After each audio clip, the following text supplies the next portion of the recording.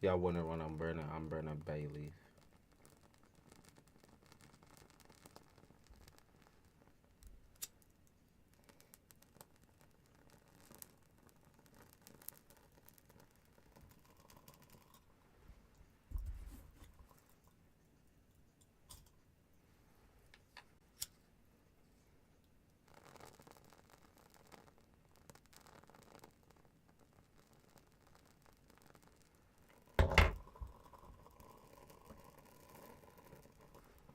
There we go.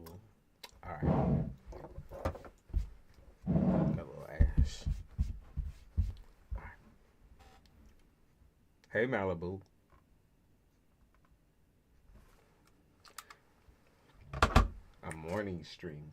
It's supposed to be shitty here with weather, so I'm not really sure how long this stream will last. I'm hoping for a couple hours. But y'all know how it is. Snow and rain be knocking shit right off the map. So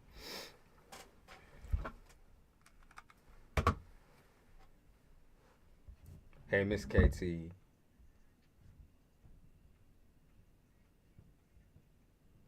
What you mean? What is going on?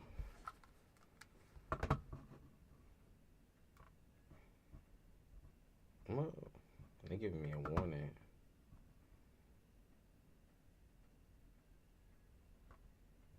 Mm.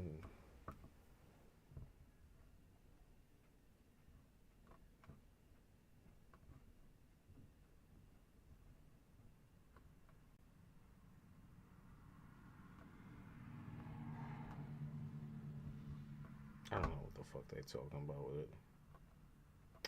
All right, y'all can see me and hear me, right?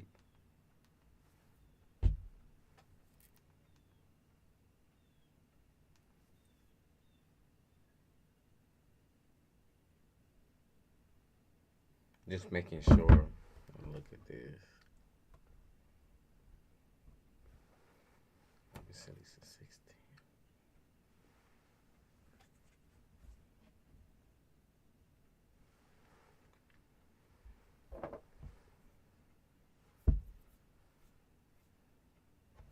Oh, of course, as soon as I say that, they gotta do something.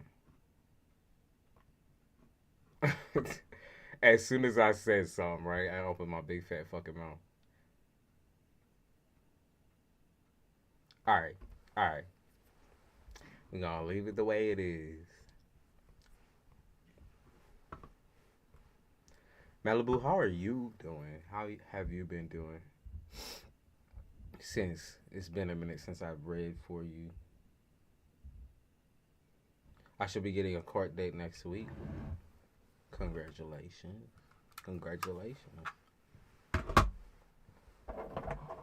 Get that shit over and done with.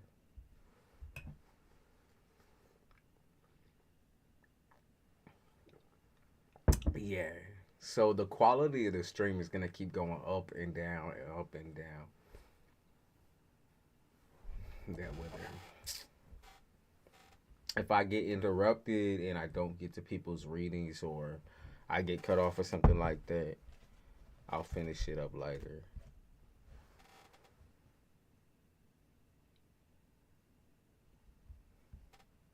It looks like shit outside.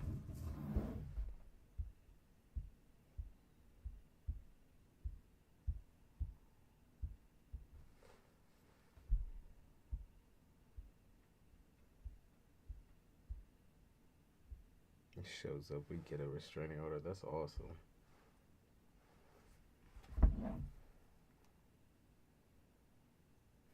I'm all over the place, just trying my best not to freak out or become an emotional wreck. I felt that, especially with Earth signs, but I definitely felt that.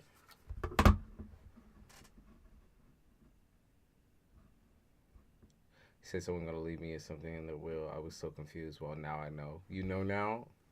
Hopefully, it's all okay on your side too, Miss KT. Miss KT. For some reason, I couldn't say. Stream is poor status. What the fuck? That's pissing me off because I keep seeing it glitch. Come on now. Excuse me. Please.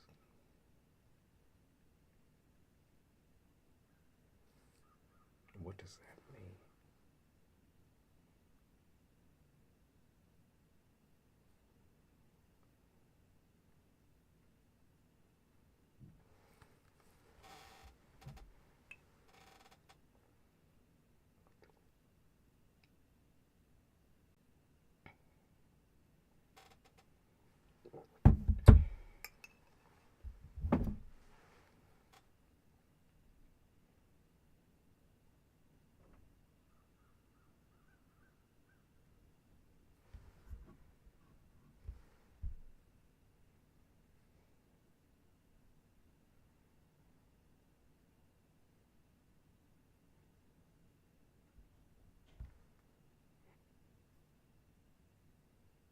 Please configure. What the fuck does that mean, though? What does that mean?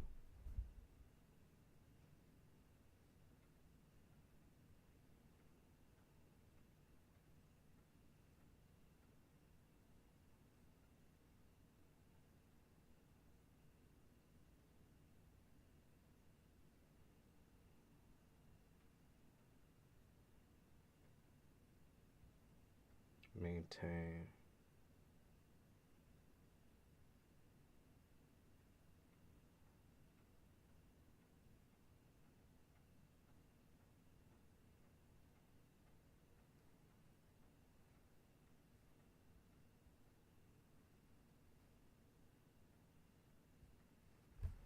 Okay, I don't know what the fuck is going on with this shit. Other than the weather, that's the only thing that I could really say would be affecting anything right now. So, oh, okay. Yeah. See, I don't know what the fuck is going on. Malibu, you're the first. Let's see what's going on.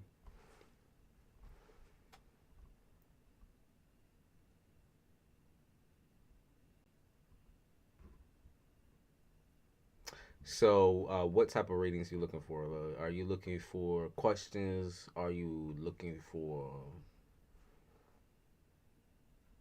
what are you looking for? Questions, a fuller reading, or you want me to go in on generals where you get to ask a couple of different questions, kind of customize it back and forth, see what I come up with, or see what's there. What you looking for? Let me start this out with something nice.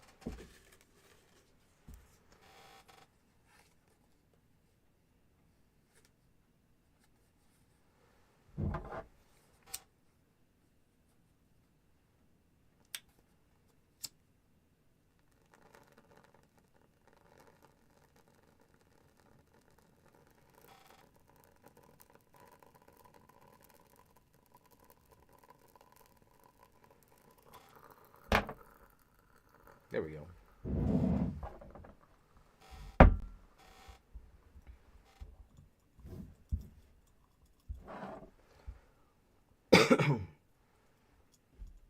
Okay, you said I'm cool with whatever, you know me. Okay, so let's start off with your concerns. Let's start off with your concerns because I feel like that's gonna be like, the main things to get out of the way. So then we can see kind of the deeper. What's your concerns right now? It doesn't really have to be a specific question.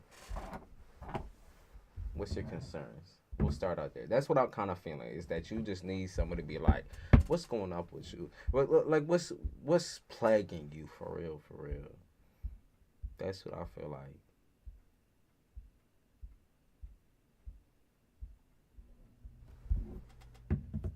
What's going on? What's plaguing you? I mean, the bag will be the main thing, right? But what's plaguing you? What's going on with you? Where are we talking? I feel like we asking a lot of questions too. Like that's gonna be like the main thing. Is like a lot of things uncertain in your life right now. So that's overwhelming. Uncertainty is overwhelming. because it leads you to all sorts of negative thoughts, negative thinking. Let me get some of these cards just shuffle real quick. I wrote down a lot more cards now. We have a couple of new topics. I was just feeling that new vibe.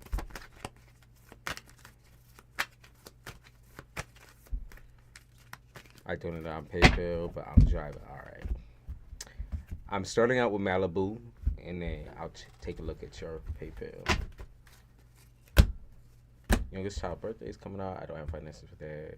I don't have finances for rent. I don't have finances for Christmas gifts. Let's see what's going on with you.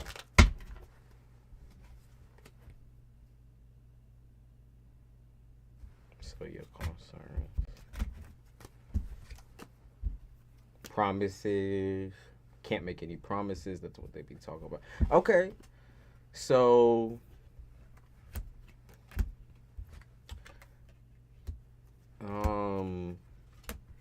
I'm gonna say that the first concern that I see would be related to paperwork, or they talk about like disclosure agreements or some shit, or talk about like some sort of paperwork that needs to be disclosed to them within a certain amount of time, or that it's too late for that paperwork to be in. They talk about like you have the paperwork on the 4th or whatever, and you were supposed to have it in by this time. It's a lot of like cutthroat energy. So like a lot of, to me, I view this as bullshit.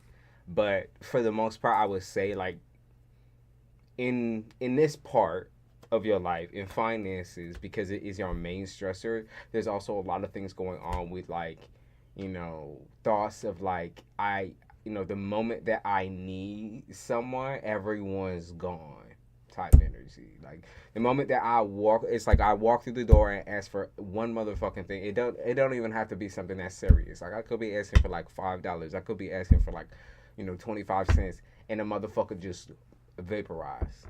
The motherfucker's gone. That's what it feel like to me.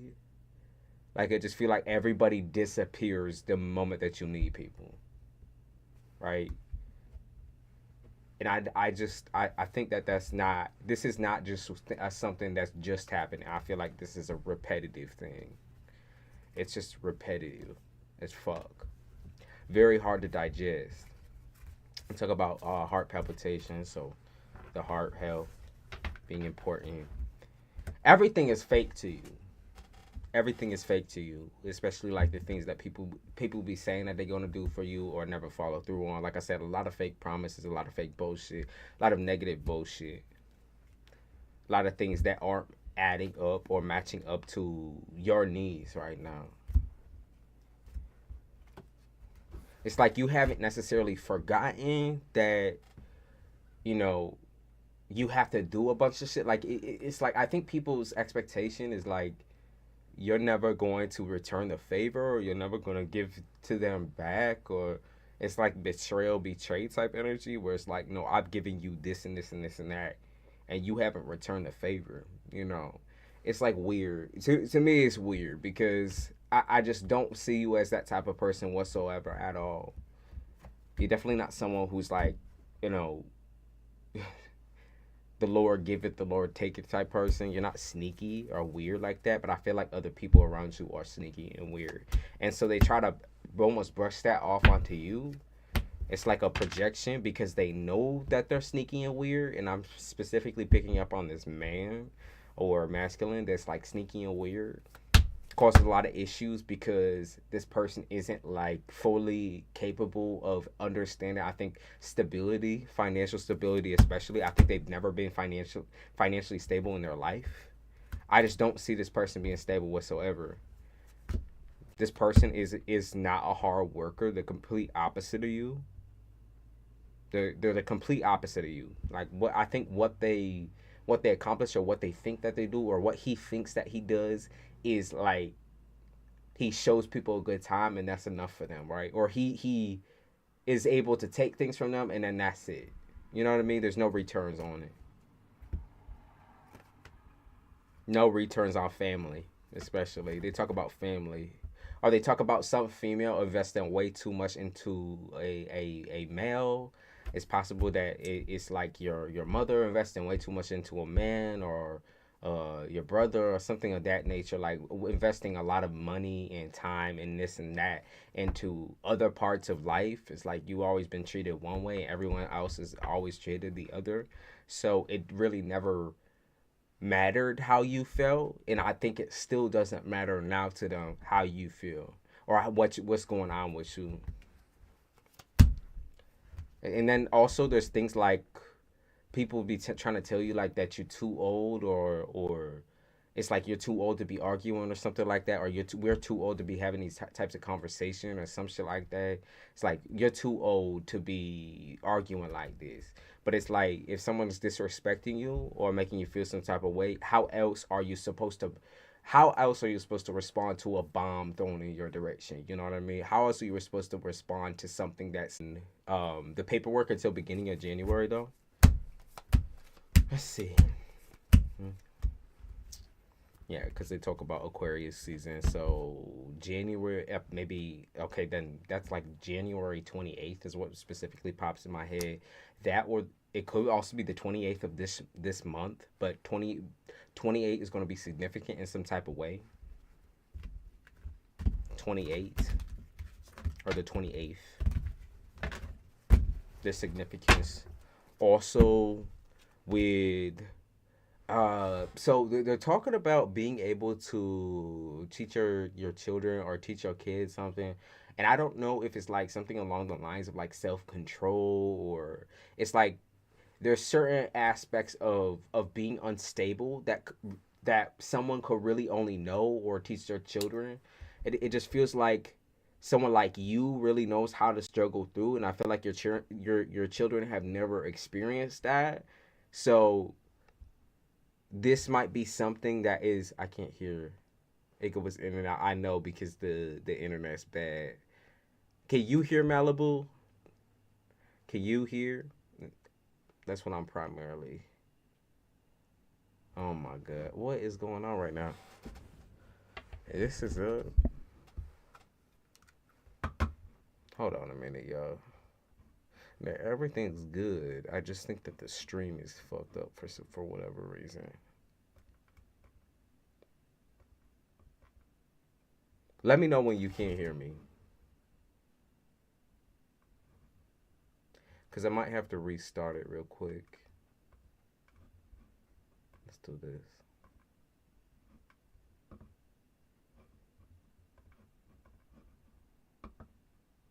Can you hear me now?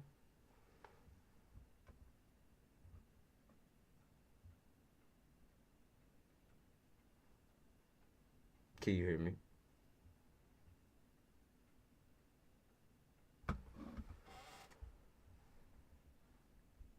Let me see what y'all talking about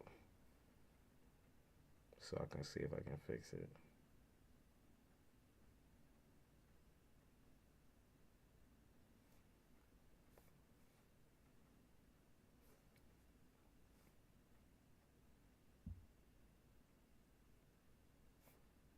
Can you hear me?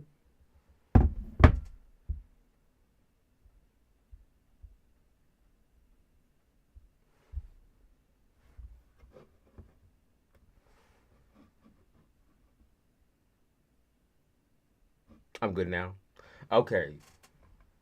I'm hoping that this stays stable so I can get my fucking words out. Come on now. Come on now.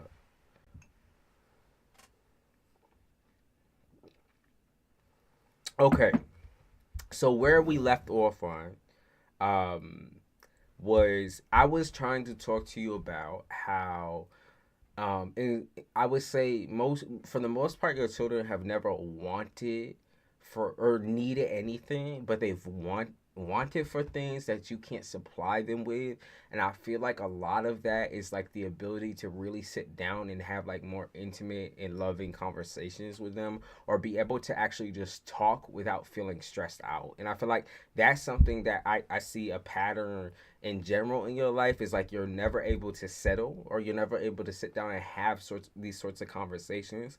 And I feel like that's something that's coming up big time for you, is to be able to sit down and have sorts of conversations that might be, you're edging into like territory where you feel like it's personal or raw and emotional in some aspects. And I think a lot of that has to do with the fact that you don't have the money to be supplying some of the things that are going on in your life. You don't have the money. You don't have the, like, the will at certain points. Like, you need more help. And so that's something that I feel like they would understand more than anything. You have doubts, of course, but I feel like they are really intelligent. They're really smart. They have a good teacher, essentially. Um, Ooh, that is so motherfucking loud. Why, y'all? The interruptions are so fucking annoying. I hate that shit.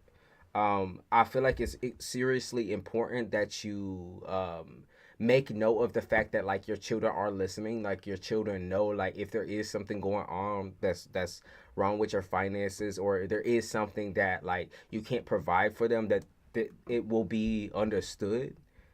You know what I mean? Like, a good meal is a lot to them. It's good for them. Like, I feel like you've humbled your children through a lot of this shit, even though, like, there's also parts of you where you're like, well, I want my children to have everything and anything that they need right now, right? Like, I think the necessities are gonna be what's supplied to you.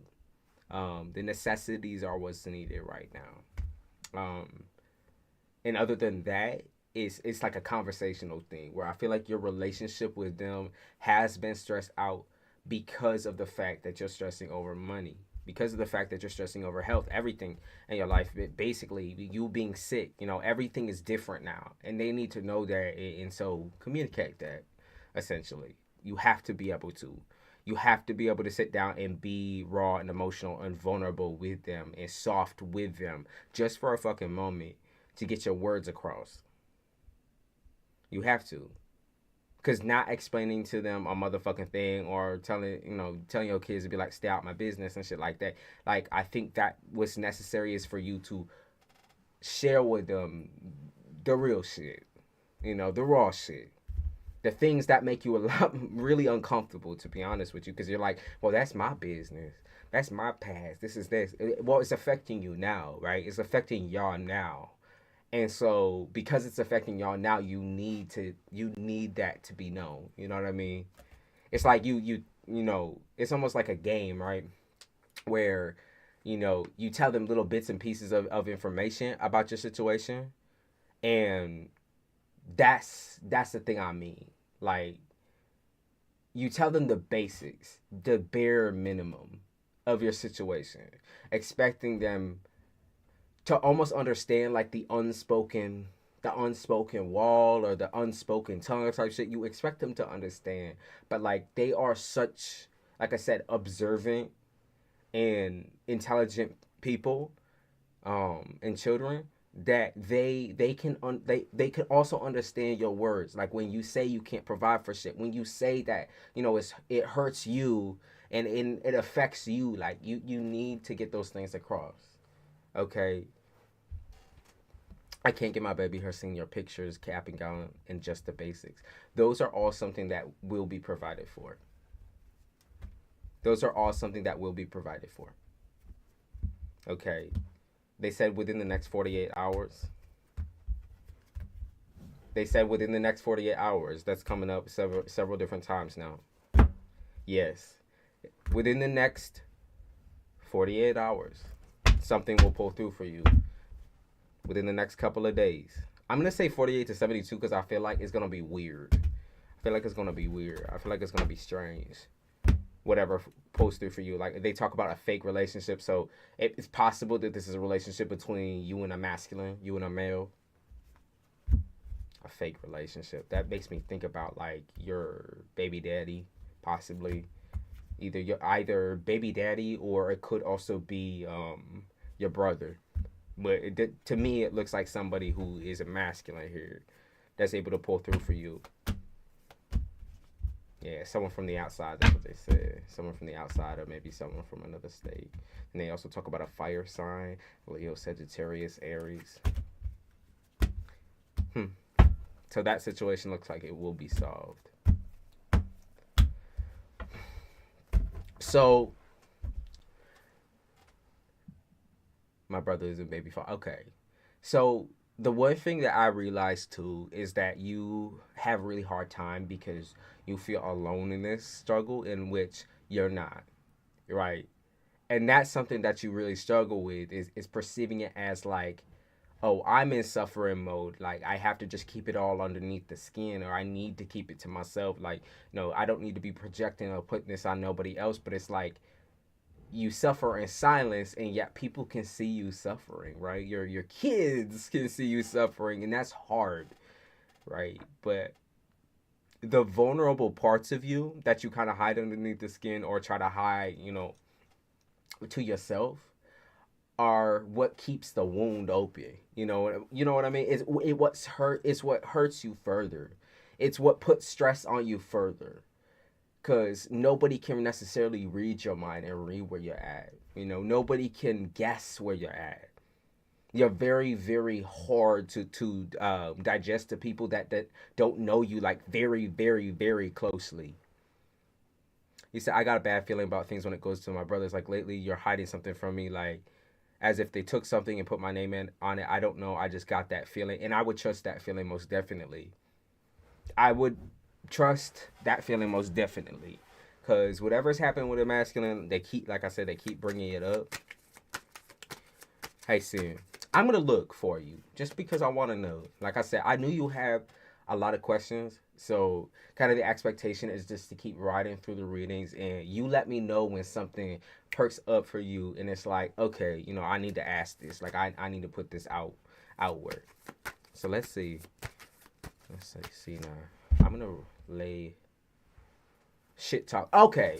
I can see what's happening.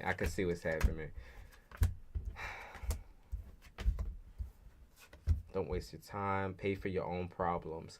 Okay, so the brother situation looked like he talking shit. Okay, and I don't know. I'm gonna say that it's because he's already this type of person who's very paranoid, like edging paranoid, schizo sometimes. Like he's already a person who has potential. Like he's got that potentially like inflammatory um, personality where it's like he can just fucking snap on somebody in a second or in a minute. And I feel like he is talking a lot of shit. Like he's talking a lot. But all he can really do is talk. Like he's the irresponsible one, but I feel like he often puts that persona on of like, oh no, I'm mature, I can handle my own shit. Like he tries to put that thing on, but like at the end of the day, he doesn't have everything together in his life. At the end of the day, he neglects like the most important parts of his life. At times I feel like he neglects. I don't know if this is a child or like a baby mother, but he neglects that. He tries to pray it away or something. They talk about him praying or praying shit people away or situations away. But I most definitely think that he talks shit. He it's a fakeness with him. But I feel like you're not the only person who feels this about him. So like even though you might be the situation that's like picking up on it intuitively, I don't think you're the only person who thinks he's full of shit. Okay, I think he's full of shit. And honestly, like they talk about his loyalty, they talk about his ability to actually like stand up for people and be that person that like doesn't talk shit or drag people through the mud. But he's too petty. Like he almost as a vice for him or as a means of like deflection of his own faults. Is like he is that person who will literally just talk shit and drag someone through the mud for no reason because he's petty.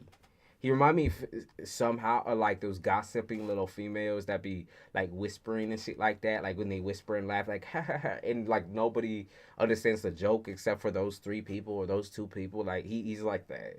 Okay, he just is. He can't, he can't. It's almost like he can't function without being a little bit childish. like, so you really never know what's going on with him. You never really know if there's truth to what he says.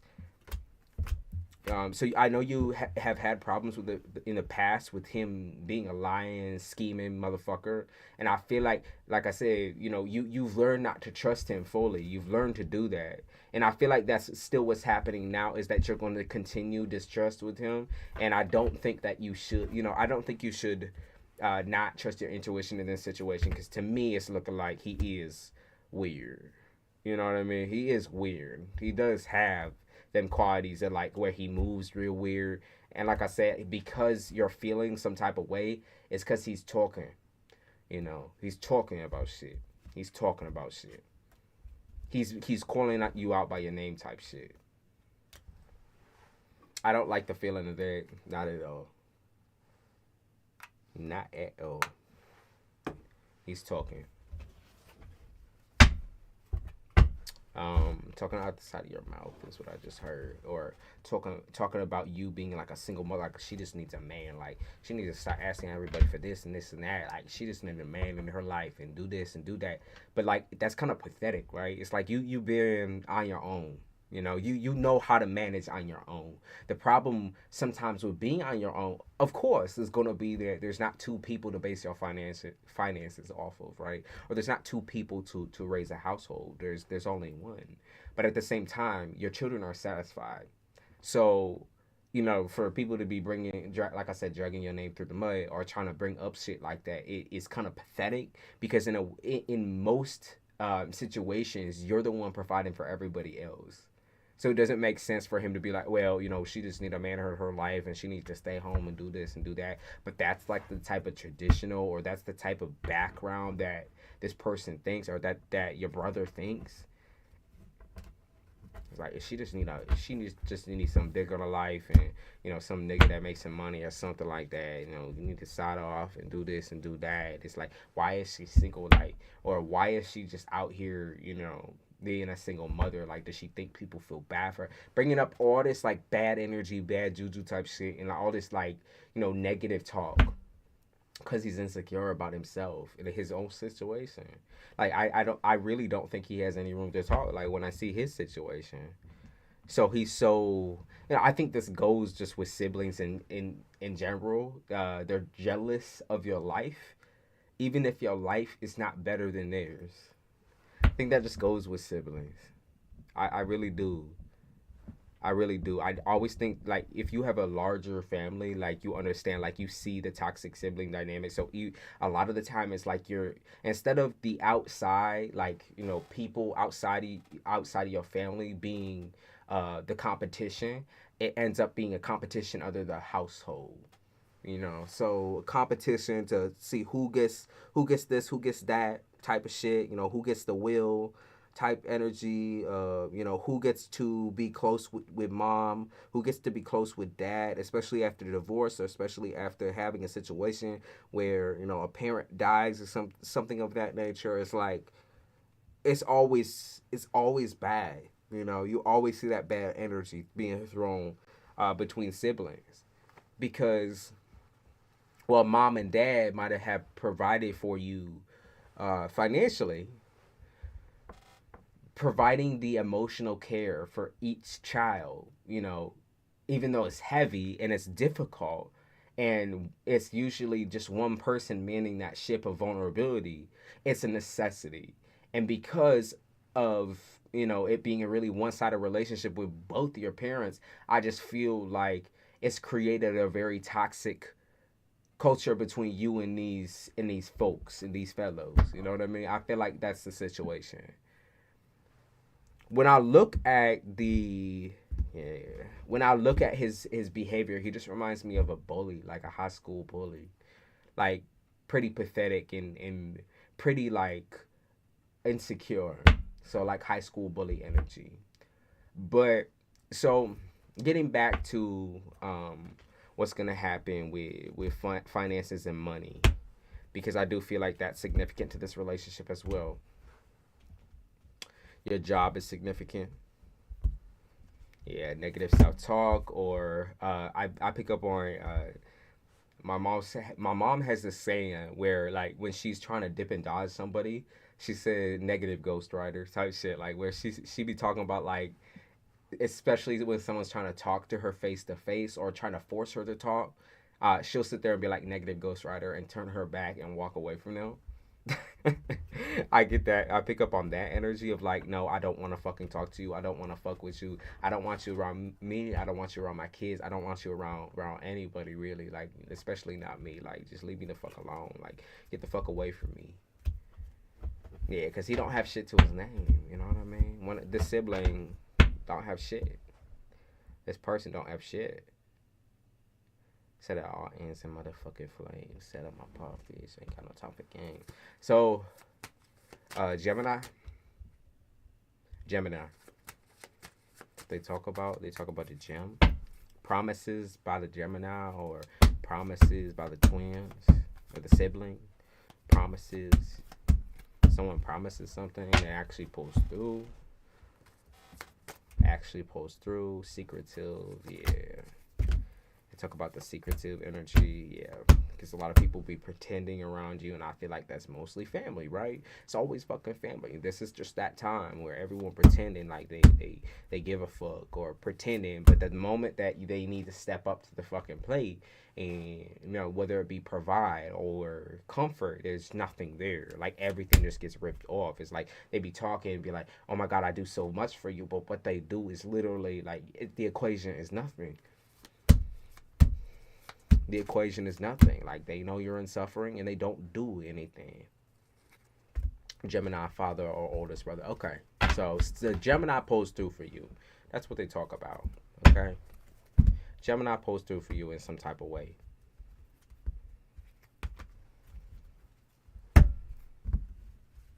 Oh, the talking behind the back shit is kind of wild because I feel like that is also something that's so one-sided. I don't so your other siblings have this thing like this dynamic going on where I feel like they also don't like each other. Yeah, square up is the card that I just got. Square up. They also don't like each other.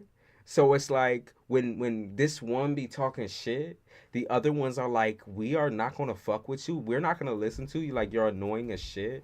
Like, don't talk to me type shit. Like, don't be spreading words like that. Or you're just that opportunist. Like, you have the gall or the balls to be talking all this shit and do this and do that. Like, that's crazy. I'm struggling really bad, and then he sent me a video from Hawaii and his girls. Okay, so the, like I said, there is something to do with a Gemini. Primarily, they talk about Gem or they talk about the twins that will give you some source of money, whether it be money or support in some type of way. There is support there. No friends in the industry. Start over with what? Let's see. Start over with what? Yeah, there it is again, Gemini. Start over with what? What are they talking about? Believe them. What is this? Birthday. Okay, so something to do with the birthday. Get money for the birthday. Party hardy. Yeah, there it is. Party hardy birthday party. So getting money for the birthday. What's going on with that? Where you gonna get that? Where you gonna get that? Okay, so there is a provider here. There is a provider. There is a provider in some type of way.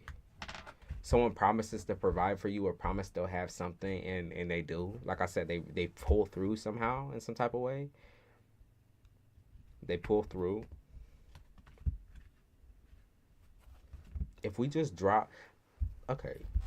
There's something to do with dropping expectations or dropping all expectations in order to not be disappointed. I feel like you've had to do that like your whole entire life is drop every single expectation and kind of leave it at the fucking door because you know that no one's going to do shit for you, or you know that everyone's kind of like lost, you know, in that for you to ask for help, you feel like that would be a selfish thing, but also something that you, like I said, you wouldn't want to be disappointed on. 11/16, that's my grandmother's birthday. And that's why I feel like this reading is most definitely as somebody who is very, very, like, they don't have a full structure. I do feel like somebody is gonna come in and help you though. Most definitely. They don't have a full structure in their life, but they are getting their life together. Get that vibe of Scorpio, big time. Someone being in touch with their femininity or being in touch with their vulnerability. Someone's very emotional right now. Could be you as well, but I feel like all of your family is very emotional, and I especially feel like people who are Scorpio affected in general are extremely vulnerable right now. I got your back, Gemini. Okay, that's what I'm gonna say. Gemini said he got your back. I've gotten Gemini, like, it just keeps popping out. It doesn't matter how many times I shuffle the card. There's something significant about Gem. So that's what they're saying. All right. If that's what's up, that's what's up. 999. Yep. That's what's up. Gemini. It's interesting how you're surrounded by air.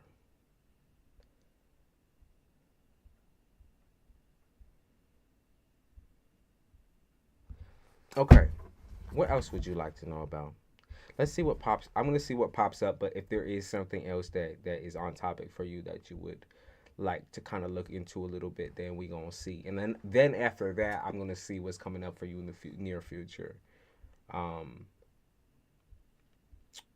and see what's coming up for you like beginning of next year. Just because I'm curious on that. Yeah, they talk about peacefulness or peace, having some peace, or food for thought type shit where maybe somebody is able to riff ideas off of you, or they're able to talk to you over the phone and y'all talking about ideas back and forth of what should happen, progressing forward, and it actually makes sense. So it is something that I think you're gonna lean back on. He said that's funny. I am surrounded by two air brothers, and then parents are fire signs, and you're the one earth sign, the one person who's like the most expected of being the most stable, or the one who's always been viewed as like the hard ass hard worker, um the one who will rip faces off and wear them type shit. You'll rip people's face off, especially if it's for your children. So let's see what is coming up for you. What is coming up? Bringing it back. Romantic relations. Return of the drama. That's what just popped up. Okay, let's see. Return of the drama. Wife, husband, 50-50. Okay. Sex addict. If there is some offer of sex from like a past relationship or past romantic situation, or some offer of like someone trying to console you, it feel like I said, it feel like a romantic relationship or someone you've had sex with. At least there is some source of like codependency there, or there is something to worry about there. I wouldn't necessarily say that, you possibly like, talking to people and just having like that, well needed social interaction is bad. It's just who you're having it with, I guess, will be the problem with that. Like they talk about, most definitely, like there's a lot of evading, so like evasive tendencies, like where you might be talking about your issues or problems, but like it's indirect, or it could be a matter of like you're just talking to this person for fun, but then at the same time it's not really fun. So like it's you're having a really hard time with like kind of deciding on whether this is something that I should do, I shouldn't do, or whether this will actually be something fruitful for you, in which you already have like a past or a trauma or a situation with this person, but like the game. You know what I mean? You know their game. You essentially know who they are. Like you already know that there's nothing funny about this situation. I feel like it could be this person's like intentions could be male, No, I feel like their intentions are like, maybe I can get this person to feel some type of way about me or for me. Romantic relations. Maybe I can get somebody to feel like a romantic fling again, or like a boost up. I feel like you supported this person more than they ever supported you, so that wouldn't even necessarily make any sense. I feel like this person, all this person does is bring drama or anxiety. But like I said, I don't. Yeah, someone's too childish. Someone's way too childish. And that's just bottom line, is that it's childish and it's good, not no good. Dissociation, yeah, you almost basically have to like put yourself aside in order to talk to someone outside of your little tight knit group, or family. You have to like literally put yourself aside, so all your worry, all of your stress and everything like that, that becomes null, and then you take on all of their stress and worries, and that is unhealthy. You know, that is unhealthy. He said, "What's up in career? Because I'm not making much and I'm getting bored too easily." Let's go. Let's see what's going on with you. Dissociation is something that just came up again. Okay, so dissociation. All of your issues and all of your worries and all of your problems have stacked up to a point to where you are anxious, you're scared for the future, you're not feeling secure in yourself, and those are the things that Taurus like needs. That's a necessity. That's not something that you can dance around and play with. And so now that you kind of hit a point where which you view as almost rock bottom, I don't think this is the lowest point, but I do think that this is quite low, right, for you at least, because like I say, you have those standards of like, I need to be up to a certain point. I'm not going to allow myself to be down here all motherfucking day, or I'm not going to sit here and bitch, cry and moan about it and not do anything about it. I'll take action the way I need to take action, especially for people around me. So basically they'd be talking about dissociation, in which you're trying to tap out of the things that make you the most unhappy, the things that you have to repeat because yes, it's a part of your everyday basis, and it's maybe the only thing that can help drive some sense into you every single day, like the repetitiveness. But then that's where I also feel the repetitiveness is not good for you right now. You are looking for something new, or you are looking for someone to tell you something different, or give you something different, or you need something different. Like it's a necessity, right? You're like, why is this me right now? Like, why is this my life right now? Or why is this situation the way it is right now? That just makes no motherfucking sense. Like, okay, so, I like, am I supposed to just fucking sit here and deal with these people mouthing off on me or doing this and doing that? Like, am I supposed to leave or stay or whatever? Like, and I feel like in general, you're over it. I think what's happening is you need almost like shock therapy. That's what it reminds me of. It's like shock therapy, right?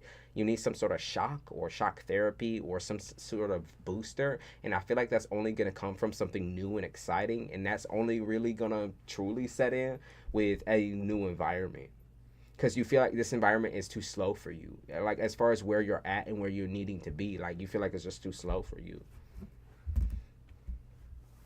I feel okay. They did say something that there is something to do with like something being wrapped in a gift bag or wrapped in a present. So it's like a new job comes your way or comes your direction, or almost like gift wrapped practically. Yeah, they talk about writing on blank checks. It's something gift wrapped. The grants.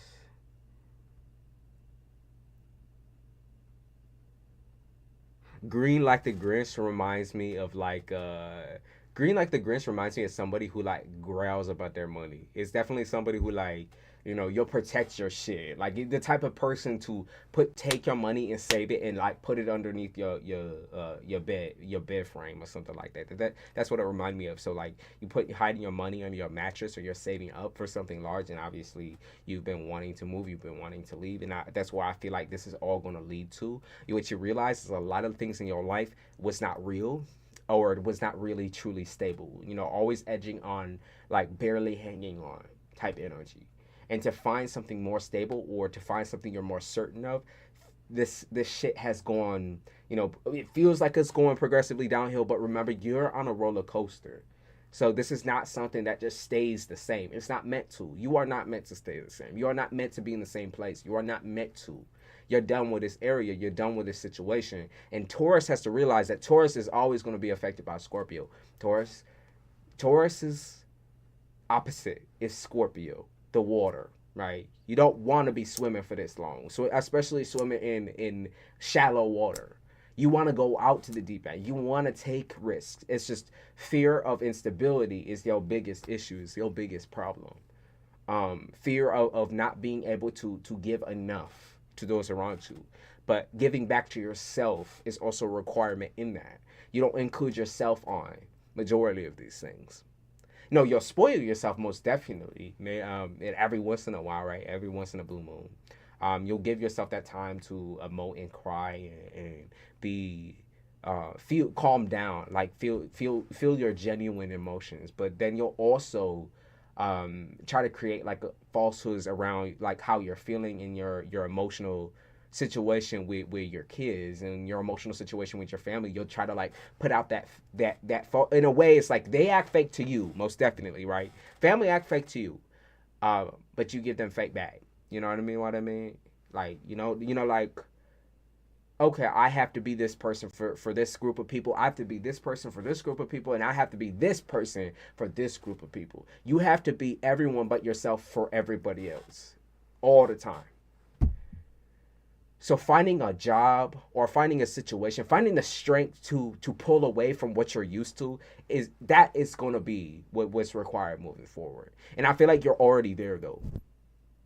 So there's already that pressure of like, I'm limited, I need help, I need to get out of here.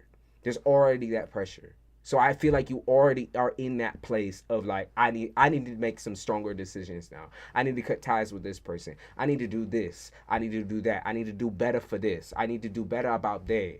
I'm a Scorpio. I love Scorpio. So don't you worry. Yeah, there's no, I just be talking about the fact that sometimes Taurus hits a stage of I want to make my life as easy as possible, right? While I'm still maintaining or making the most out of it. But sometimes life requires like that extra oomph. And that's why when earth signs get around fire signs, they start feeling that oomph. They start rolling forward. They're like, oh shit, they get that little confidence. They say, what? Waking up this way, that way, where they're able to talk to somebody who has, they have that energy, they have that drive, they have that like risk factor, risk level. You know what I mean? Sometimes that's a requirement. They need that extra booster. And who they get that from? They don't get that from themselves a lot of the time. They get that from others. They get that from other people. Only you, right? Only you can create a life that you are happy with. Yes, most definitely, right? But at the same time, the people you surround yourself with, they also have a say. And your kids, as they get more mouthy, as they get more controlling, as they get more loud and proud and shit like that, or they be seeing mom put in the work, or they see mom working really hard but not really telling them like what's up. That affects them. Most definitely that affects them. That makes them feel some type of way. They're like, Mom, you can't hide the fact that you're fucking tired. Mom, you can't hide the fact that you're stressed. Like, you are very obviously feeling some type of way. You're very obviously worried. Like, just tell us what's wrong. Tell us what's up.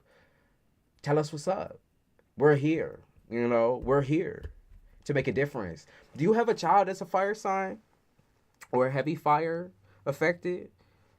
Because they talk about the fire sign in high esteem, so... And then they did say something about Scorpio as well. They did say something about Scorpio. Gemini, Scorpio, fire. They talk about fire. That big time booster. And, fire signs are like they're like the almost like prime example of fake it till you make it. Or like they're the only signs that I think could actually do that, because earth signs are completely off that. Like I mean, earth signs for the most part, they're gonna tell you like it is, like exactly how it is, right? That or they're not going to tell you nothing at all. Leo, Sagittarius, and Pisces. Well, with your children, and particularly with the fire signs, I feel like there's things there, that with your, you're one kind of wondering, you're like, how can I, you're like, how did I make such independent, strong-willed, and that goes for Pisces as well. How did I make such independent, strong-willed people? You're like, God damn, like I must have been running my motherfucking mouth. I must have asked for this shit at some point. You're like, Jesus Christ. You're like, God damn, the mouth on you. They pick that shit. They almost remind you of how you were or who you're supposed to be. That's what they talk about. Like, they remind you or they check you. They check you. They're like, Mom, what the fuck? Like, well, maybe not Mom, what the fuck? You know what I mean? But Mom, what are you doing, Mom? What are you doing, Mom? Come on now, Mom. That's crazy, Mom. Like, pick yourself up and dust yourself off. That's what you're best at. Kind of crazy, yeah. They talk about baby steps, so they try to create a support for you because they know you're suffering and struggling. Don't hide that from them, though. Do not be that person that ends up teaching their children to hide all of their stress until they break.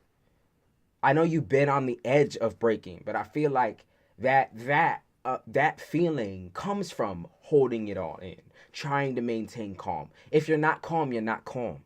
That's what you have to be that's what you have to be telling your children. It's like, okay, when you're stressed out, right, you can't say, oh, don't do as mommy does type shit. Don't do as mom does. Don't do as mama does.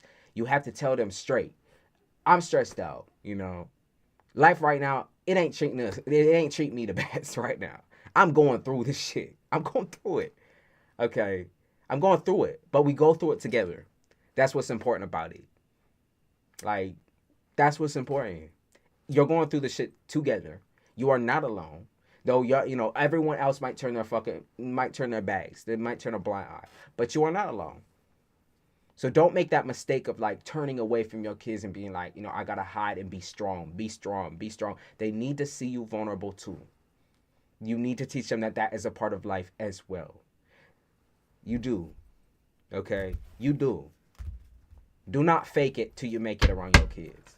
Because they can sense that shit. They sniff that shit the fuck out. Trust and believe. They know when you act in some type of way.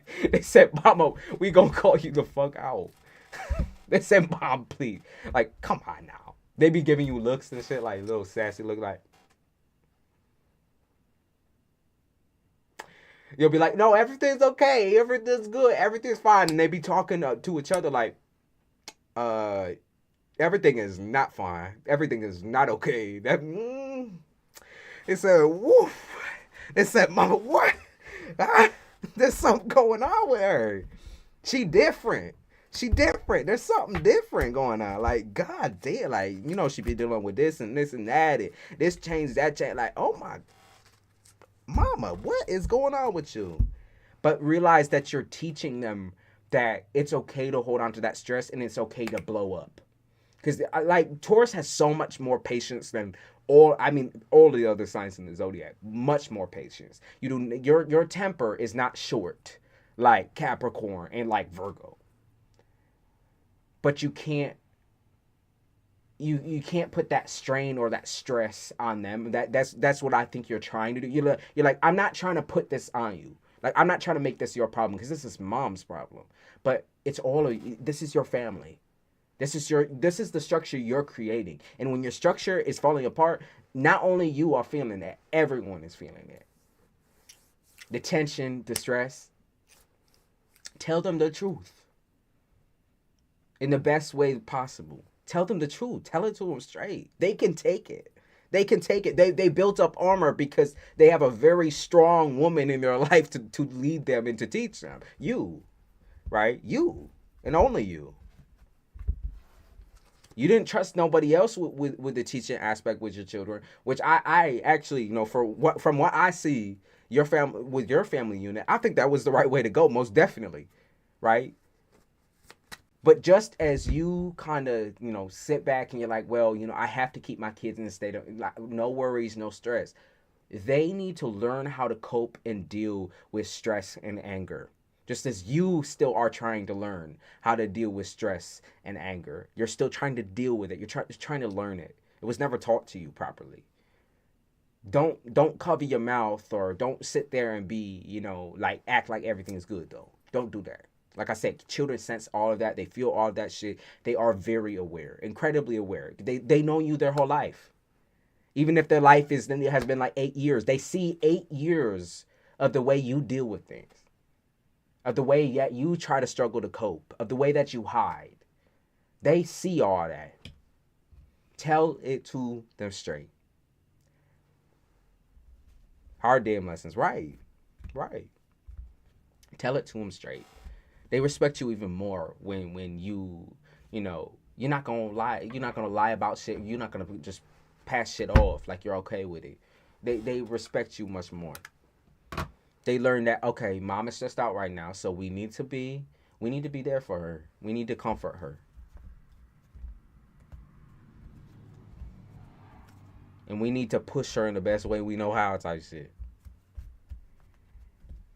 Okay?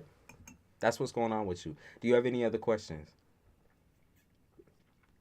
Before I see what's the biggest things coming up for you in January. Just because I want to do a small layout and see what's up.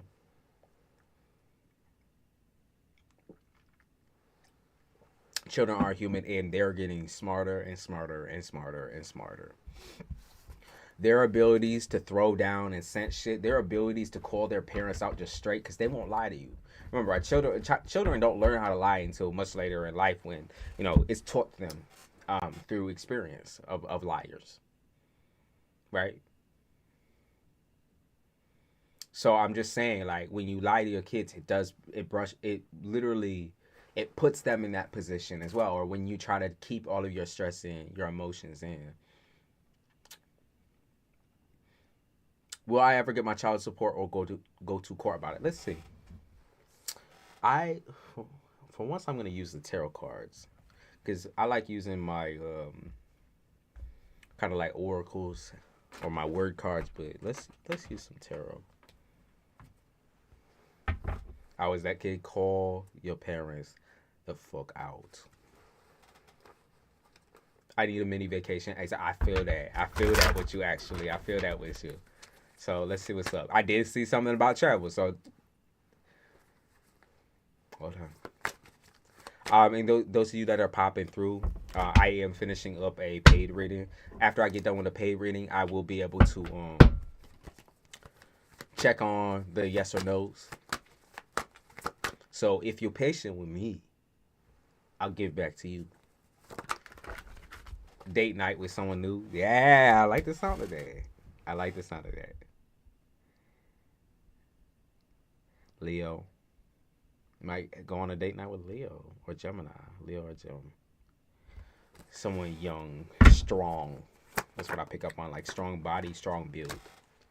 Very strong build or strong personality. And also a gentleman too. Someone who pulls the chair out for you. Someone who dresses up and does this and does that. They do talk about that. Okay. They do talk about that. They said 666, which in my mind, 666 is not an evil number. It's actually a great number. It's a great number for seeking out like creativity and comfort. Being able to like get creative with some of the things that like you think you're missing out on, or you're feeling your children are missing out on. So comfort with creativity, or comfort with like self-expression, or teaching other ways on how to express yourself to the people around you. So, okay. Strengthen the upright in Queen of Swords. Will you gain any money from child support? It looked like to me he's evading and avoiding. Okay, that's what's going on. Evading and avoiding. And what they do say is their spirit is trying to not so subtly tell you that you will never ever gain anything from this individual. As far as like the finances go, he is broke.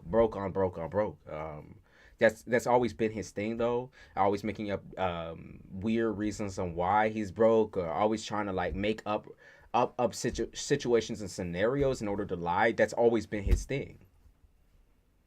He's always been a piece of shit.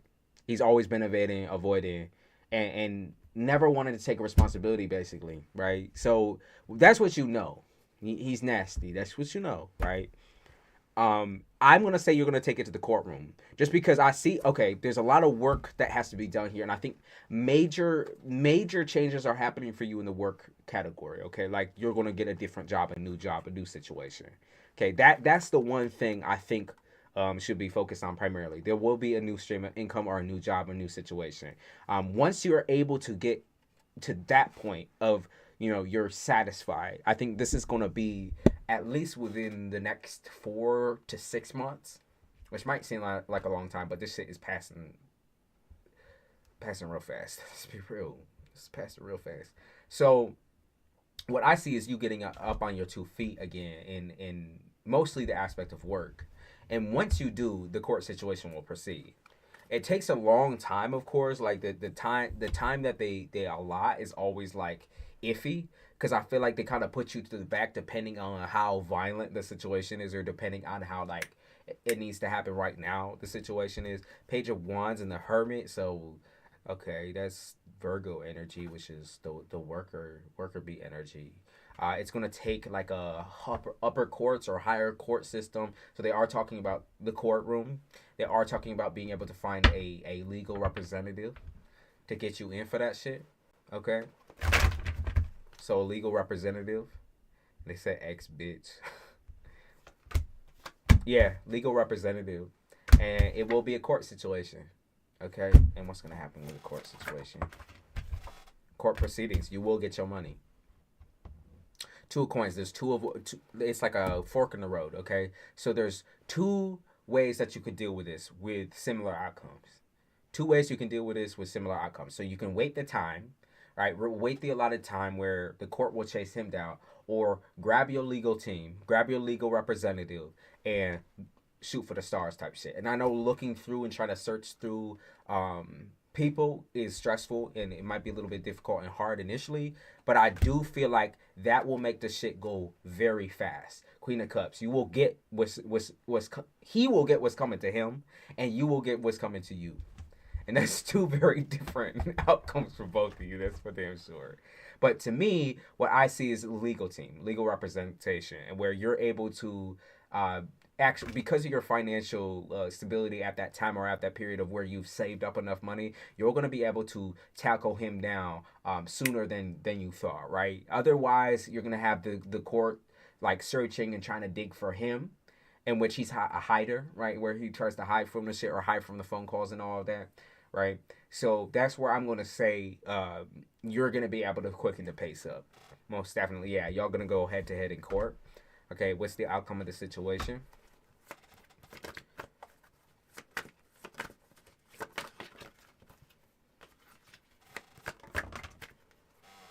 Yeah, to Malibu, to me, it looked like a situation where you're going to be able to battle back or fight back um, against him in court, and essentially you're going to see the history and the results. Okay, the history and the results of his tendencies, where he's not stable. He's not financially stable. They're gonna view his finances and be like, you're not even close to where you need to be, sir. Like you're not even in that position or predicament, sir, where you can have people under your roof, sir, type thing. And plus his background, it's just his background in general is shady as shit. Suspicious activity, yeah, it's shady as fuck. They're not gonna fuck with somebody like that. They're not gonna fuck with him. Okay. Page of Pentacles and the Chariot. Like I said, you can quicken it up through having a legal representative look at your situation, look at your case, and get you into the courtroom faster. But it's going to be after you get this new job, this new financial surplus. Yep. Ace of Cups. King of Cups in the reverse. He most definitely does not want to be paying fees at this time. He don't want to be paying fees because he don't have the fucking fees.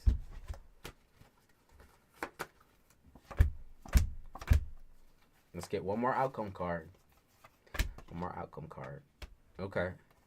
Don't want to be bothered. There's gonna be times or periods where you're gonna feel like I really don't want to be bothered by this, because I think it's gonna probably span out for a year. Okay, you're gonna be, I don't want to be fucking bothered by this. Like I don't want to deal with this right now. Like I'm actually having a decent time in my life, or like I've actually gotten to a point where I don't give a fuck about this anymore. But I feel like it's the actions of going through it or following through it with it that will make you feel satisfied on that front. Where, like I said, he's never taking responsibility for anything, and to put this on him, if anything, is like one of the biggest strikes of karma. But also it's going to be satisfying for you to see, I think, his reaction. I think to see him finally having to submit or follow through on something when it comes to both of y'all's kids, because even though it's, biology, biologically, that is their father, that he's never been a father like that. You know what I mean? He's never been a hands-on father. Never been a father. So I feel like this is going to be the result. This is going to be the result of neglecting your children. Neglecting basically the people he's supposed to prioritize just completely, even over himself. You know what I mean? So I feel like there's gonna be times where you start thinking like, oh my god, like, well, my life is actually going okay right now. So like, I don't know if I can do this. Like, I feel like if I stand up and do this, it's going to start tanking me again or draining me again. But I feel like just follow through with it. That's my suggestion, is to follow through with it. Follow through. Follow through.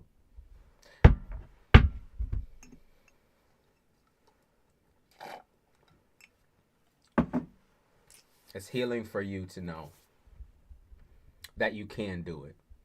Okay? And you will do it. You will get what's yours. So let me look around one more time to see what else is coming up for you. I feel like my reading be going all over the place, and most of y'all you be having me laugh, cry, and by the end somehow being uplifted. Thanks. Of course, like I feel like, but that's how you feel internally, and that's why I said it's a roller coaster, right?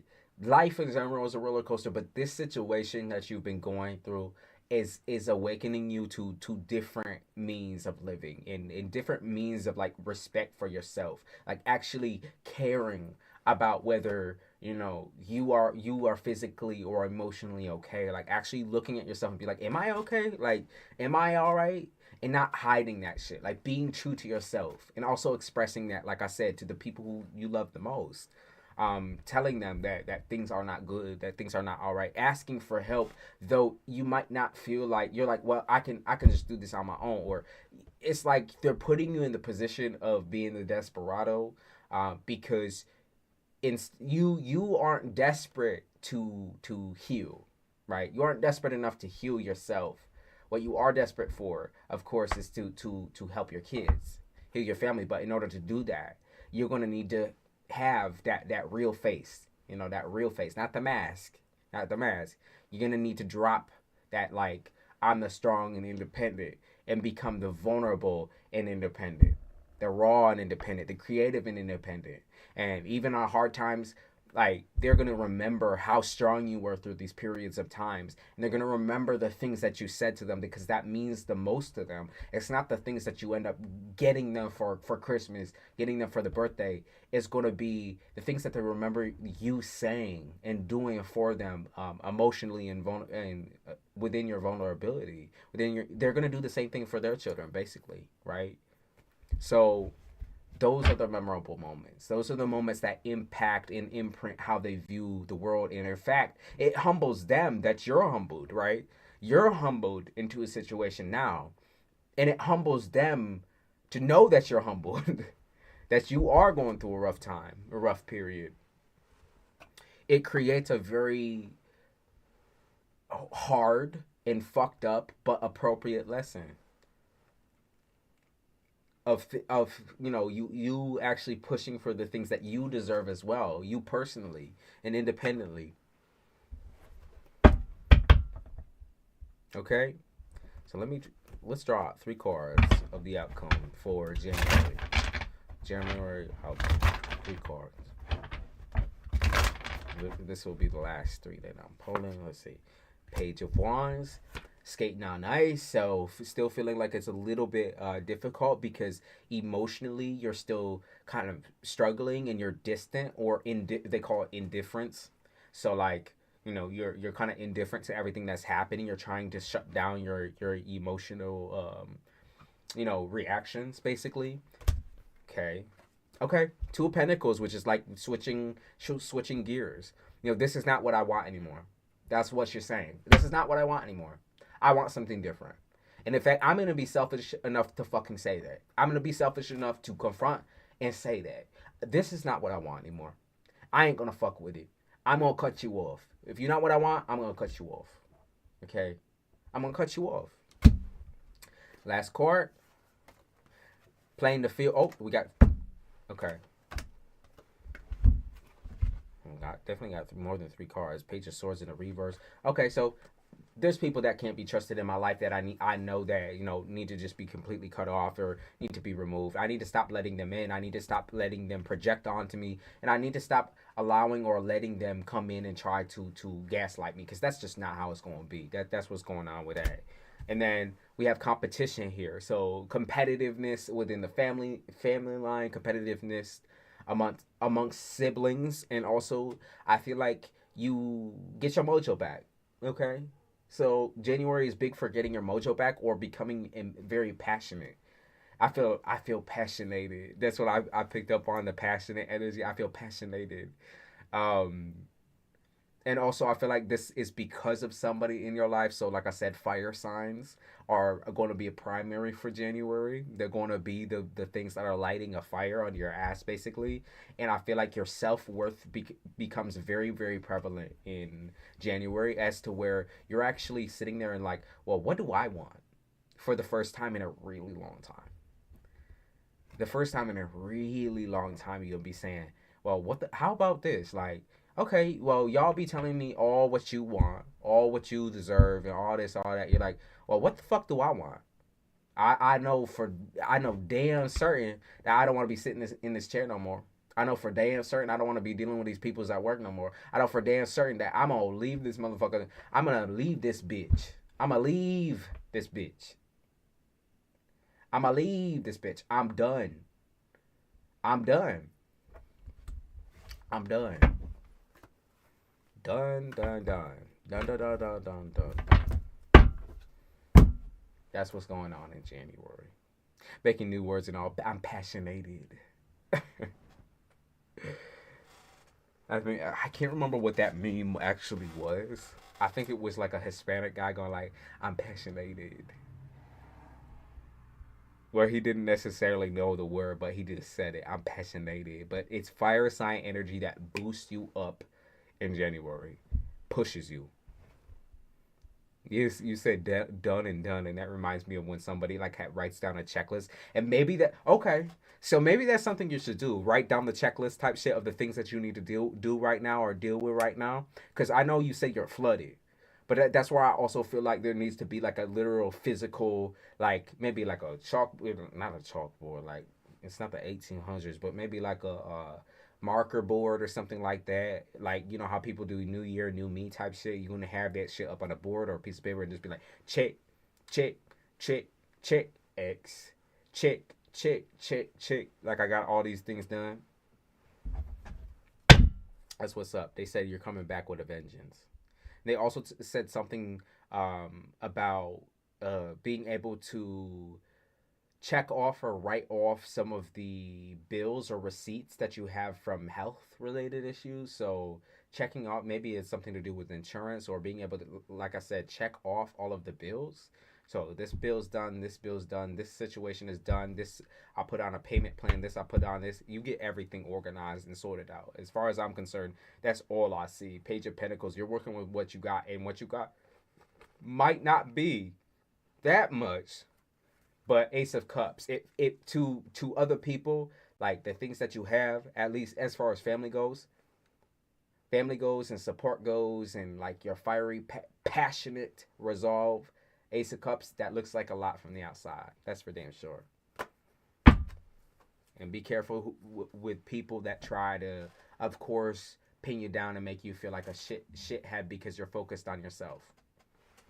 Because you're not responding to them, or you're not texting them back, or you're not making them feel special. Okay?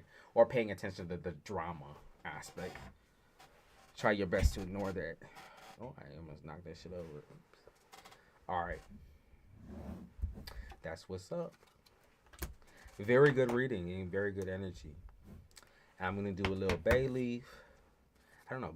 Bay leaves always remind me of money for some reason.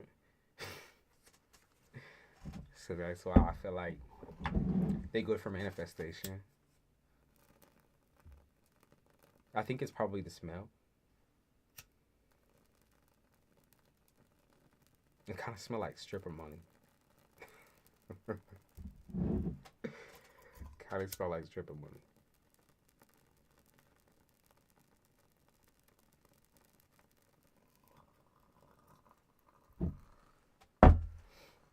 Let's get my music back.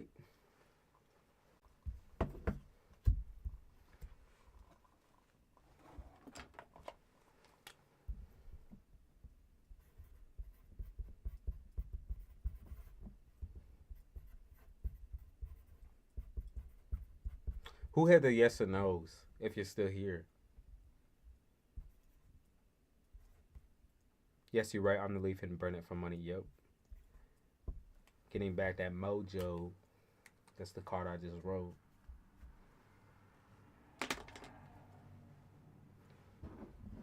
Another like enriching thing to me is cinnamon. And I don't know necessarily why, but I just feel like it has that effect.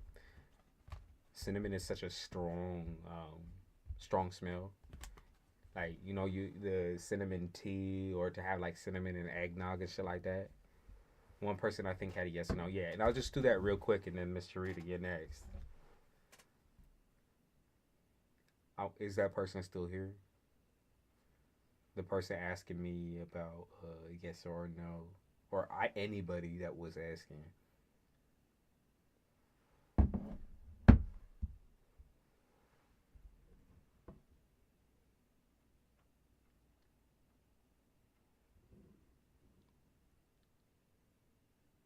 Where y'all at?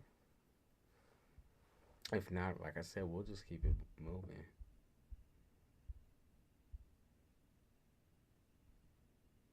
And thank you, Malibu, for the cash app.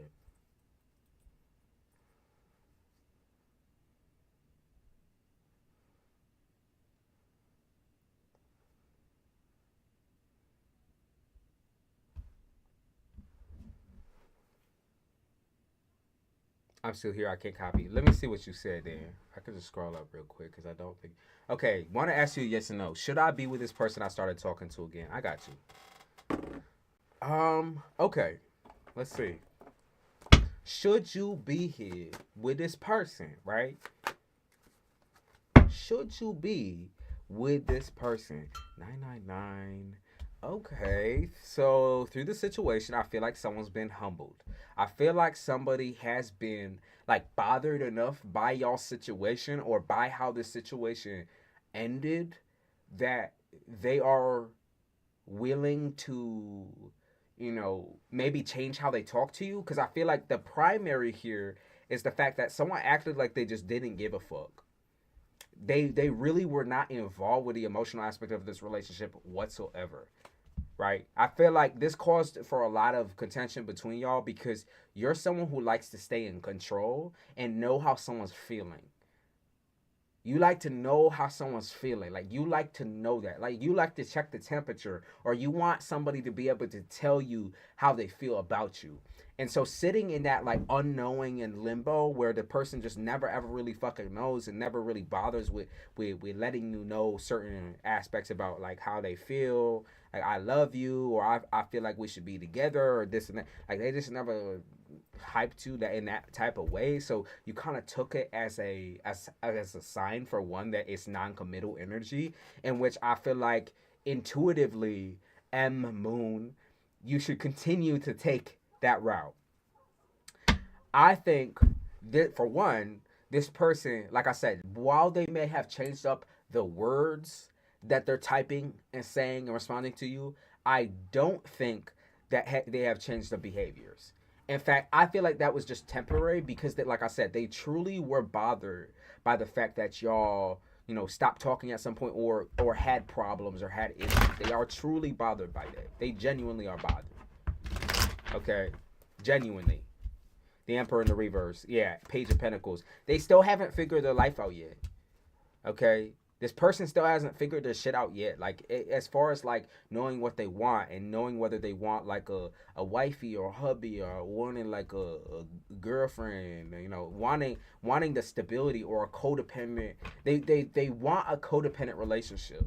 Okay, they want a relationship where they can be needy and ask you to do things for them, or get everything that they want, basically, whether it be just like they want pussy, right, or they want money, or vice versa.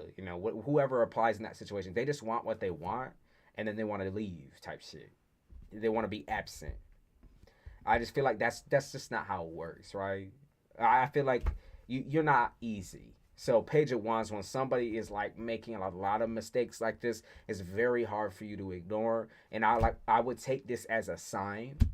For some reason, what popped up in my head is, I don't know if you're from the South or something like that, but they came up with like country music in my head.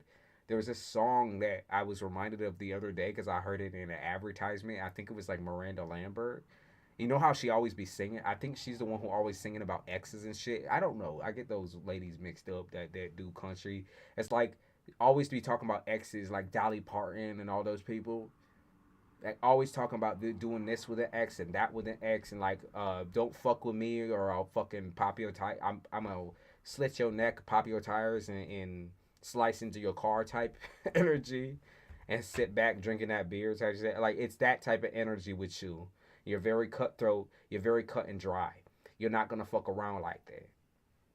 I feel like you should continue on with that energy, though. I do think that this isn't a situation that will become long term. This is temporary, very temporary, and I don't see you liking the way this person talks to you and disrespects you. There's no, I don't see any like relationship stemming out of this. They give it pimp energy. I don't like, it's an energy of like somebody who's so self-centered and raw, where they just like take everything from you and leave you to hang.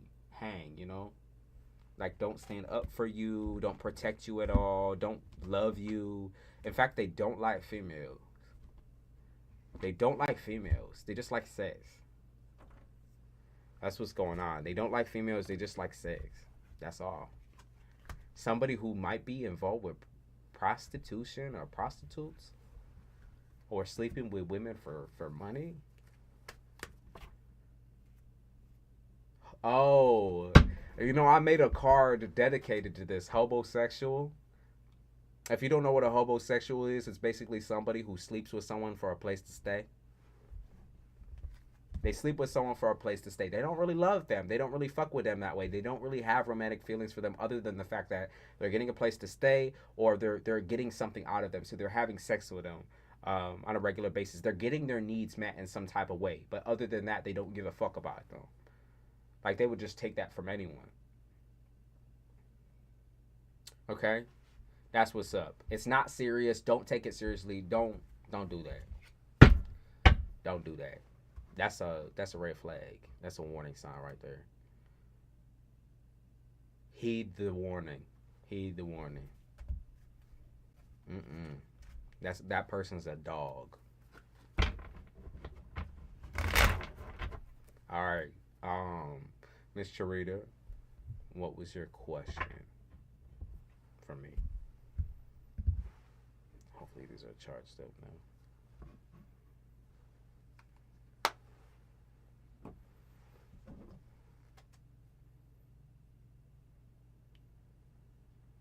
Instantly, as soon as I turn my music on, right, they instantly say something about Chris Brown, and Chris Brown essentially, especially in the mode where he,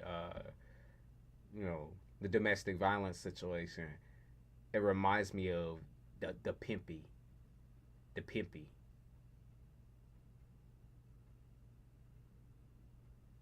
pimp type energy. So, oh wow, that's the guy I just left. You're picking up on. I think we were off and on for 5 years. I couldn't pick up with him no more. Left him on Thanksgiving week. He's exactly as what you described. He refuses to let go. Thank you very much. Respect.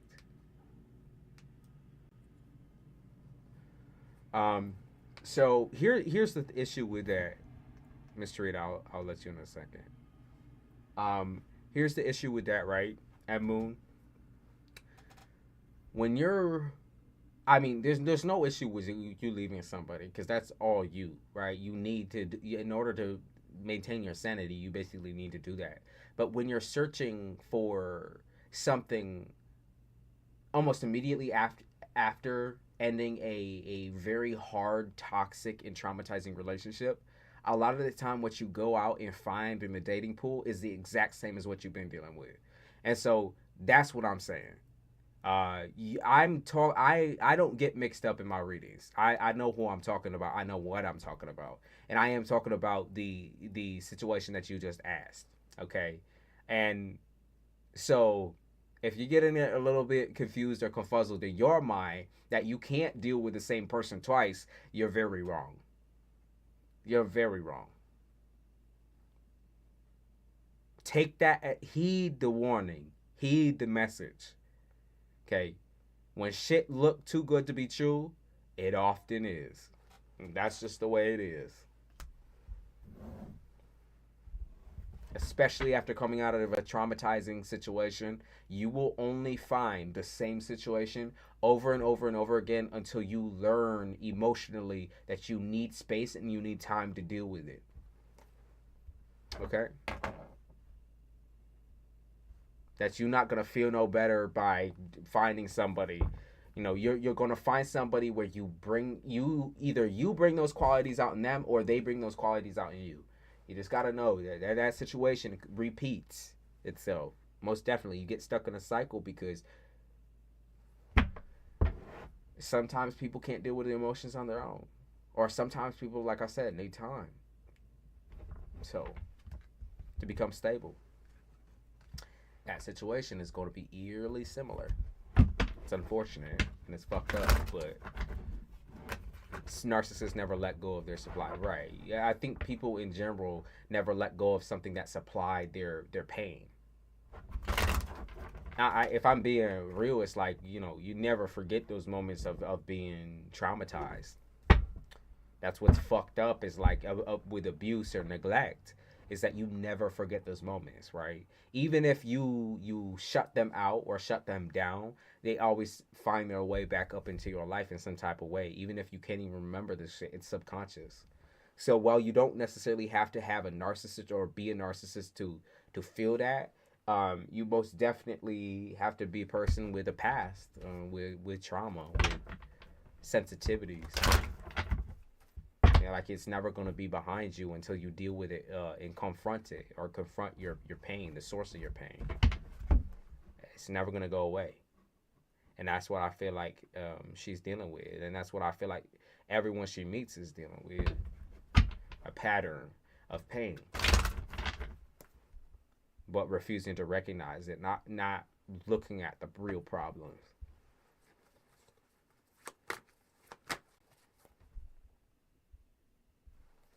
All right. Is there something you should know? Actually, I feel like I should take these cards out all face down for some reason. And I'm going to take them out of another deck. I don't know why I'm feeling like I should do that, but I'm going to do it. Let's burn a bay leaf. Let's read clearly. Something you should know. You have to heal first, most definitely. And that is always the case. Even if you view the situation as something small and minute, often it's not. Often it's not. That's not how you take it. You know, you take it personally. Especially if it's affecting you still this far down the line. You take it personally. It's imprinted. That means it's important.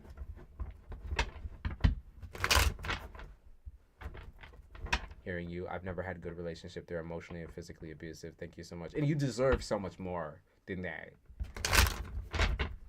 You deserve so much more than that. You most definitely do need some therapy. Okay? And obviously getting to that point where you're able to trust someone with yourself and with your real true emotions, because like I said, I know you feel like a lot of your anger is evil, like you have a devilish side, but I don't feel that with you. To be honest with you, I feel like you're a very cut and dry individual. You're a very, very strong, forward person, an honest person. And I think you intentionally tell people the truth at the wrong times. You intentionally tell people certain things in order to hurt them, because you already know that you're dealing with a bullshitter. You already know you're dealing with someone who smells like shit and is a piece of shit. Um, so I feel like a lot of the time you have to hide a lot of things from them. They give it like they give that pimp energy. I like, I am gonna have to put you down into submission type shit because you're mouthy or you're bratty in some type of way. But like I said, I just feel like you're direct. You're very honest, and you're honest enough to hurt somebody. It's almost like being sharp, right? And I feel like even if you're hurting someone emotionally and you are reacting out of a place of trauma, nobody should ever put their hands on you. Nobody should ever put their hands on you. It should never get to that point, and nobody should be downing you for being emotional or vulnerable. Most definitely should never ever be saying shit about you crying and saying shit about you getting emotional. Because at the end of the day, like I said, they have no room to judge. They're dealing with some fucked up shit in their own mind too. And most definitely, you do it. You're gonna have to talk to somebody. You know that, and you're sick of the same shit over and over again. You know. So I know you know. You might need one session every week. Don't give up on yourself though, where you're just like, oh, I give up on love. I give up on this. I give up on that. You deserve love. Most definitely, you have to love yourself first, though, right? Love yourself first enough to seek out that supply. You need your own supply of people giving you those compliments, those real pieces of advice, and those real social interactions, just in privacy, where you can be comfortable, real, and raw, without hurting nobody. Like you straight up just telling your truth. You gonna need it, girl. You gonna need it. You deserve more. Most definitely, you deserve love. And love is not beating on someone. It's not yelling in someone's face. Love is not sitting there and arguing with someone about how they feel. Because how you feel is how you feel, right? You can't argue with fact. How you feel is how you feel. Who you are is who you are, right? Can't change for somebody. And I feel like this also, the reason why I expanded on that a little bit is because I feel like this is a topic that's also affecting Miss Sharita. Miss Sharita. Can't change who you are. You can't change how you feel, because how you feel is factual. It's something that is only factual to you, though, you realize. So everyone feels differently. Everyone personally feels some type of way about a situation. Okay. A lot of the time, too, we pair feelings with intuition. Even though a lot of the time with intuition, it's something that is given to you almost as a stage of subconscious realization, where you're realizing all of the fucked up flaws in people, but you're doing it subconsciously. So with turning your brain off, you're realizing, oh, these people is fucked up. Turning your brain off, you're realizing that someone's acting suspicious. Turning your entire brain off, turning your day off, turning your life off for a second, you're realizing that there's a lot of fuck shit around you. There's a lot of messy behavior around you. Intuition is just paired that way. Why does it feel like you're speaking to me? If you feel like that resonated, take it. Most definitely take it.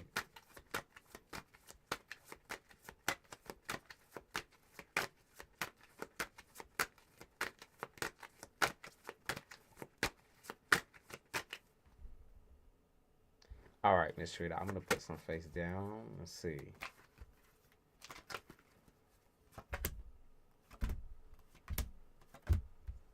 I feel like these will be clarifiers right here. And we will pull out a couple cards here.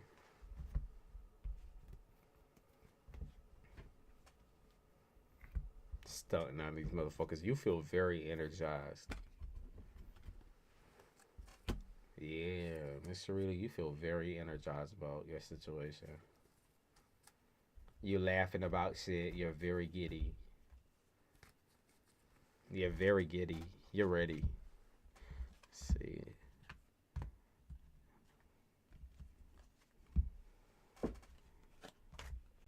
Ooh, sobering moments for those around you. So there's a lot of sobering moments happening between you and other people. Um, Somebody might be cutting like medication or an addiction or something like that, or they stop taking medication, or they stop. Maybe there's something different that they have to take in order to remedy their mental or physical health issues. So they are talking about people have to sober up around you. Or they better sober up, or else you're walking away from them, or they better like square up type shit. It's square up energy. Yeah, you're not gonna let nobody make mistakes around you like that. Fuck no. Don't be playing with me. That's what I picked up on. Don't be playing with me. Six of Cups is like I will literally, I will, I will take you by the throat. I'll take you by the throat. I'll put you motherfuckers out. Trust believe. I'll put you out. Page of Cups in the reverse. Okay, so a spectacle, or they're talking about being able to see from the outside. So you are somebody who bases a lot of your, raw emotion into conflict that maybe shouldn't include that part of you. Okay, so I think with court coming up, what you're gonna realize is they don't give a fuck about how you feel. I feel like he's neglecting this and neglecting his responsibility. I feel like this and this and that. They don't care about how you feel. They care about facts. They care about the facts that affect your children. Okay. And so what's gonna happen here is that they're gonna go and look at all the receipts, all of the paperwork. They're gonna look at all of that, all of the evidence, the physical evidence in front of them. They're not gonna hear a word that your motherfucking say. And they're gonna look at the physical evidence. And they're gonna base everything off of that. Okay, Ten of Cups in a reverse and the Devil in a reverse. And this situation, it only gets worse. I feel like for him. Okay, not for you. The High Priestess, Ace of Cups in the reverse. Yeah, not giving, not giving, not giving to anything or anybody. Lack of responsibility, lack of care. Somebody who expects their parents to provide for their child, but not, they're not doing the providing for. So that's him, right? King of Pentacles in reverse. Never has shit. Never will be shit type of energy. Always the expectation is always for someone to cover his ass, right? The Hierophant and the Upright, yeah. Basically, he ain't got shit. He doesn't even have. It looks like he doesn't even have really a lawyer or somebody that's going to teach him the laws or how to respond here. He might just show up to court himself, or like he's gonna sit there and just deny everything. Be like, no, I never did that. No, I never did it. No, that's not how it goes. But they don't give a fuck how he feels either.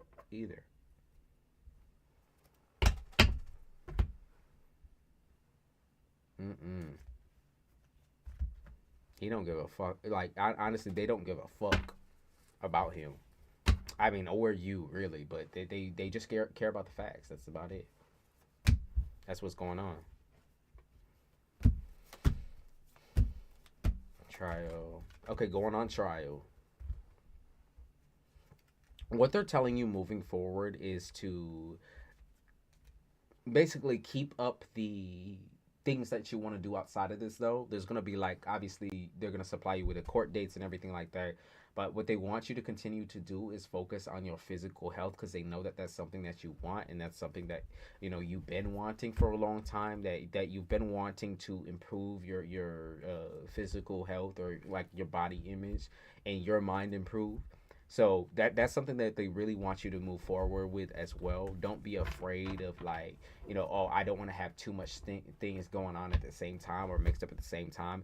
Continue on with this, because you have it. Like, you have the money to do it. Like, you have the ability to do it, and you have the time to do it. So just do it. That's what they said. Don't doubt yourself on that. Like, ain't nobody stopping. Like, the court ain't stopping. Like, nothing's stopping because, you have to choose between many things. Like, you could just do all of it. Just do it. Just do it. Okay? Just do it. Don't worry about it. You're going to have the money to do it as well. Divine timing. This is all in good favor. In God's eyes and God's mind. Yep, there it is. Let go and let God. Just do it. It's not going to stop you from getting what you need. Okay?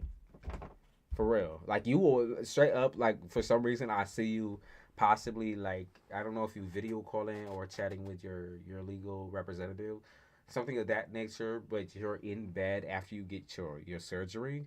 Like, I pick up on you being in a hospital gown and also being on, like, video call and be like, okay, motherfucker, like, this is what it is, this is what it is, this is how it's gonna be, da da da da. Like, you might be even going to court on that bitch, because now they do, like, the legal shit over Zoom.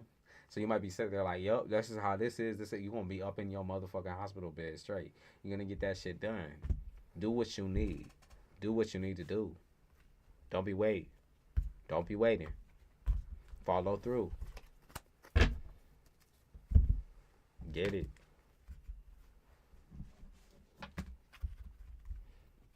Do you have another question that possibly popped up? Yeah. And also don't expect people to be happy about you doing what you need to do. Don't expect, like, especially family members, to expect family members to be a little bit more on, like, the jealous or defensive side,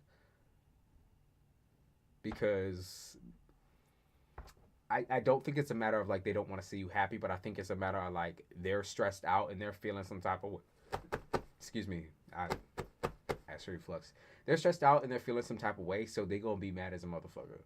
Okay, they're gonna be mad no matter what. Doesn't matter what you're going through is good, if it's bad. If you tell them you're having a good time or you tell them you're having a bad time, it's the same reaction. They're gonna have the same motherfucker reaction. You're gonna be pissed off. Anything on money, blowing your budget.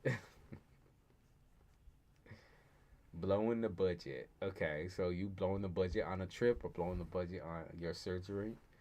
Um, be careful. Make a budget. I think is basically what they're saying. Make sure you have a budget allotted for your time that you're going to be spending there.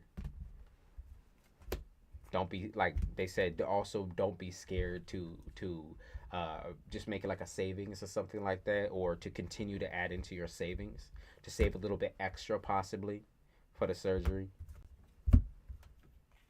Yeah, that's what's going on. Okay, so they said with money, they're with the water sign. Let's see what's going on. Gold all dried up. Trying to make a move. Trying to make a move. What is going on in this situation? Shocking news.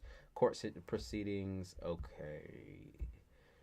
So I'm going to say that your most recent situation where I could see some financial growth would be the situation with the court system. Like, that's the thing that's on the lookup. As far as your work with Cancer or with the water sign, that looks like there's stalemates happening right now, or there's something stiff happening right now, like where it's just like it's not going through the way you need it to.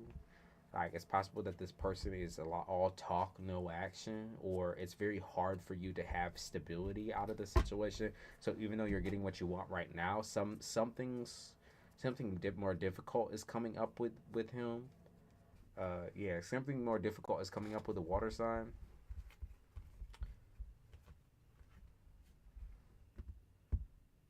Not really sure what it is. It's looking like this person has like a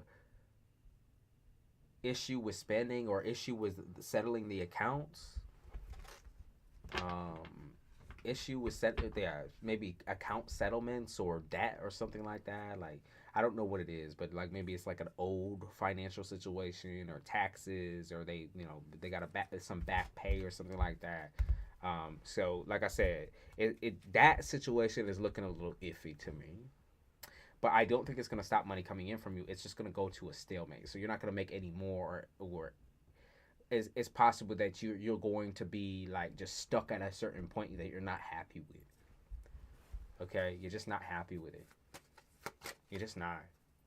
Don't pretend like you are either. That's one thing I will say, because I feel like if you speak up or tell him that, you know, this is what's going on, like, okay, well, I need something more stable, I feel like he'll pick up the pace. Like he needs to, basically. He needs to, because you really do help him. That's the thing. Like, he needs to pick up the fucking pace on things. And he needs to, like, give you what you're owed, give you the money, essentially. So that's what's up. I feel like, you know, maybe you should start lighting a fire under his ass a little bit. I feel like that's the only thing you really can do until that you get your surgeries and you start your court proceedings and all of that. Do it. Definitely light the fire, because that motherfucker needs it, it feels like sometimes. You say you think he's a Capricorn. Well, if he's a Cap, he's definitely Cancer affected, and he is somebody who is like, okay, he's like a dad or like a parent, you know what I mean? Or like he's like a goofy parent. Or he's very like personable, you know? Or admirable, but like when you look at his finances and you're like, what the fuck happened? You know, you might be like, you know, you might have some wisdom, but I won't listen to you when it comes to fucking money, because motherfucker, you got your shit all tied up, all fucked up. I'm nervous about taking out for the surgery. I wouldn't be. It looks like everything's going in your favor. We have the Sun card in the upright here. Love and optimism. Most definitely go through and do it. Most definitely go through and do it. Whoever you settle for, whoever you feel is right for you. Okay? However you feel is right for you in the changes that you want. Okay? Trust yourself on that. Don't burn yourself out looking around either. I just don't like how he runs things so immature. It's not professional at all. I don't feel like he is a professional person. I think he's personable and he's friendly, and he's too friendly. He's too friendly. And that fucks him when it comes to money. It fucks him.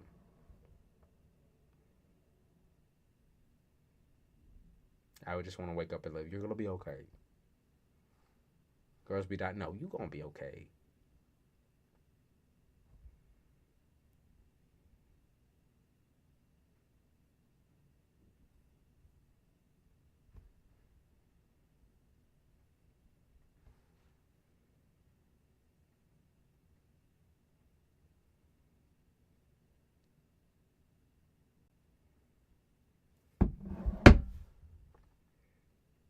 I see me showing skin on Instagram.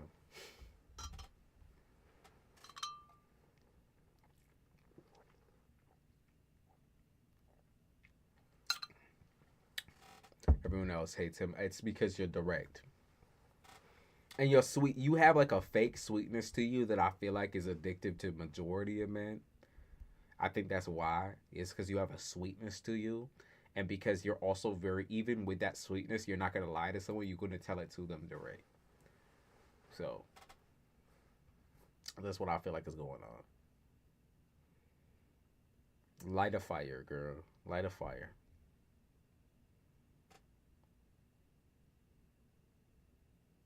You said, can you pay via super chat? You can. You can. It's very different from my past jobs. Yeah, it gives you a lot more stress because it is something that is more like you independently run it. If it was something that was also yours, though, like, you know what I mean? If it was something that was primarily yours, like you started the shit, you would have never let it get this out of hand. You would have never let it get this out of hand like he has, you know. And to you, that gives you, it makes you feel some type of way. Can I donate another question? Yeah, you can. I do be fake sweet. Yeah, I know Virgos. I know Virgos. The fakeness, the sweetie pie, honey bunches of oats type energy, where you sit there with stars in your eyes and trying to make someone fall for you. I want to ask about which three doctors. Okay, I can do read down each of them. Can you give me like just a name or an initial to separate them? I can tell you maybe like three things about each of them.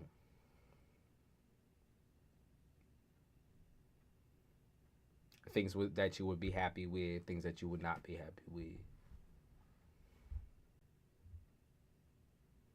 Every week he's getting a $20,000 fine. That's crazy. That's fucking nuts. Rich people are horrible with money. Majority of rich people are fucking horrible with their shit.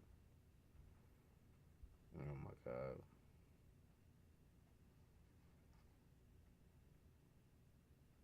City's up his ass to the point where I have to speak with someone from the city every single day. Things that I've heard about rich folks is that they're never ever good with money. They blow it all down the fucking drain. That or they barely maintain it. So Miss Charita, give me like initials or names for each of the doctors so that I can tell you the three things. Okay. Tell you the three things about them.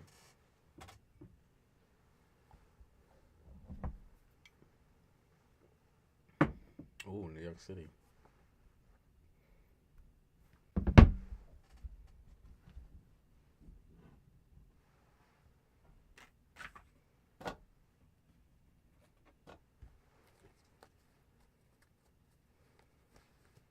Mm-mm.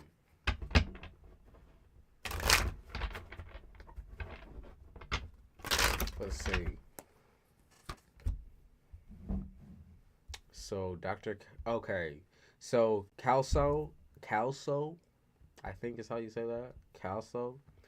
Dr. Calso looks like the time to try to get in to this person, and also the fact the devil in the reverse, the fact that this person I feel like is kind of shoddy, not at doing his job, but shoddy at communication or socializing with his patients and trying to get people scheduled in, and the financial aspect as well. I feel like there's a shoddy office, possibly maybe the doctor himself maybe not shoddy, but the staff members or the people are definitely shoddy. And 10 of cups, that makes me feel like, I don't think you're ever to try to get an answer back and to get the timing done and everything like that. I feel like that's going to take mad long, and you're looking for something that's happens like now, like as soon as possible. King of Wands in the upright, Ace of Cups. Yeah, I feel like he's okay at his job, but like I just seriously think that it's gonna take way too long. And I feel like whatever's going on in his office, like as far as getting scheduled in or pushing for your surgery, I feel like that's also going to be complicated as well, or just too complicated. Like, say, like people up in that bitch need to get their priorities straight, and I just feel like no one does. So let's see with Mr. Mikadu. That name is crazy. Mikadu. McDougal. Let's see about Mr. McDougal. Remind me of Nanny McPhee for some reason. Okay, makes magic happen type shit. So maybe that's a message or a sign. Second doctor makes magic happens. Or will you like your results with the first guy, Dr. Kelso?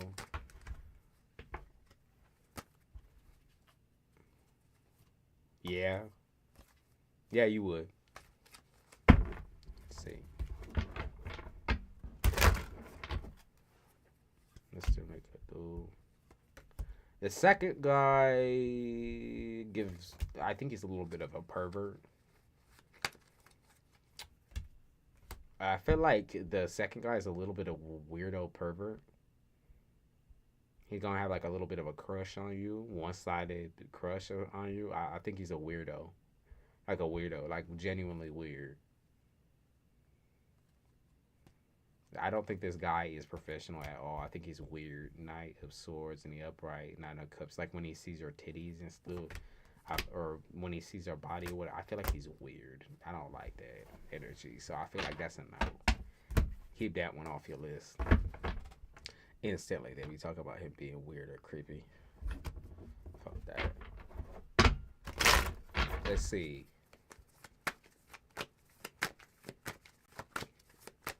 So let's see the guy in Colombia. Let's see the guy in Colombia. Ace of Pentacles. Okay, so financially, it could be right for you, or financially, it would be straight. Like, it'd be definitely something that you'd have to kind of fight to get a schedule in. but I feel like it would be worth it. So the place in Colombia looks good. Nine of Pentacles and a Reaver. Yeah, the place in Colombia looks good. It might be a little bit more difficult to get it scheduled, but this person does it regularly. Like gets it done so easy, or makes you feel so comfortable. Very just like nonchalant about, okay, so like this is what's gonna happen to you. I'm gonna put you under for this allotted time, or whatever they gotta do as far as like numbing you up. I would say that whoever that third person is very good at the job. Six of Swords, very good, very poignant, very direct, and it looks good to me.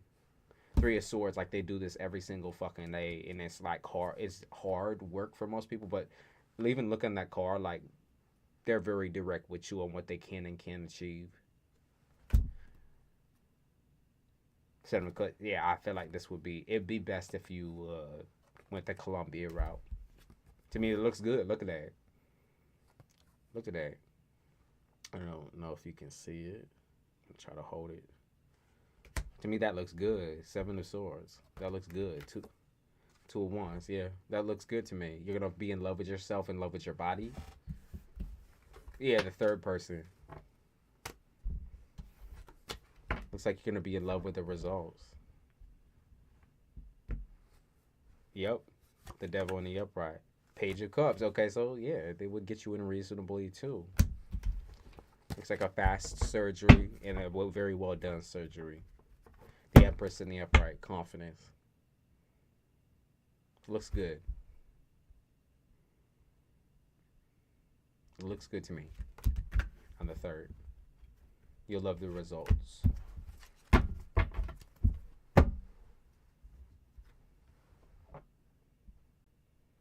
You said Colombian bodies. Colombian women are very beautiful.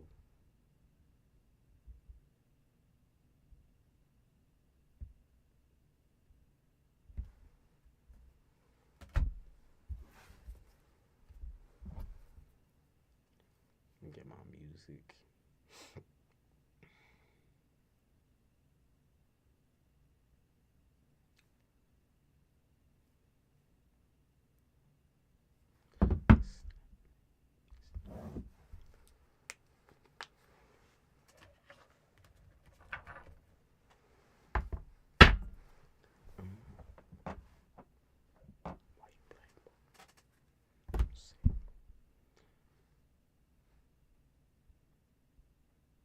That's the Libra energy. Do we have a Libra up here? Picket. Yeah, pick up on picket signs.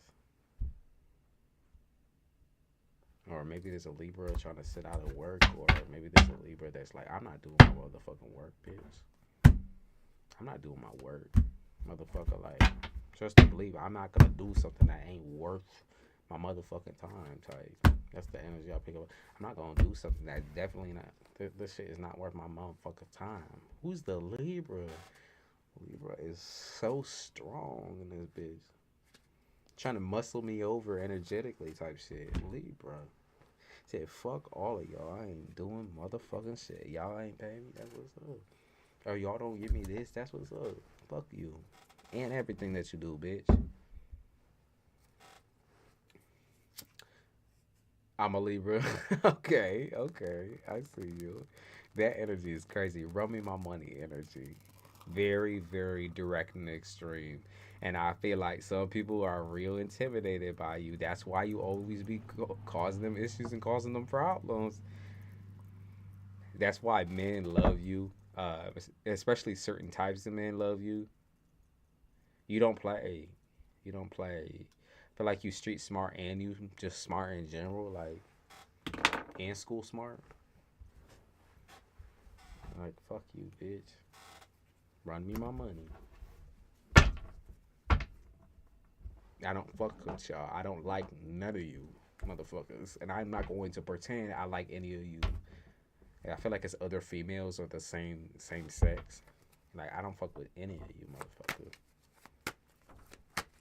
And you're like, you stink. You stink, bitch. I love Libra. Libra and Scorpio. Jesus Christ. Y'all's honesty is crazy.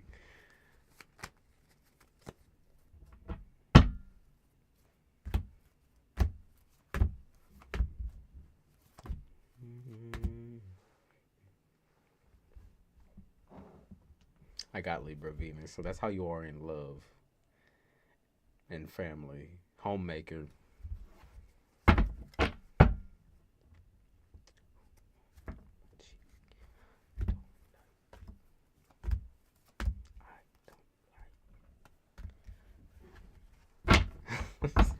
Libra's crazy, huh?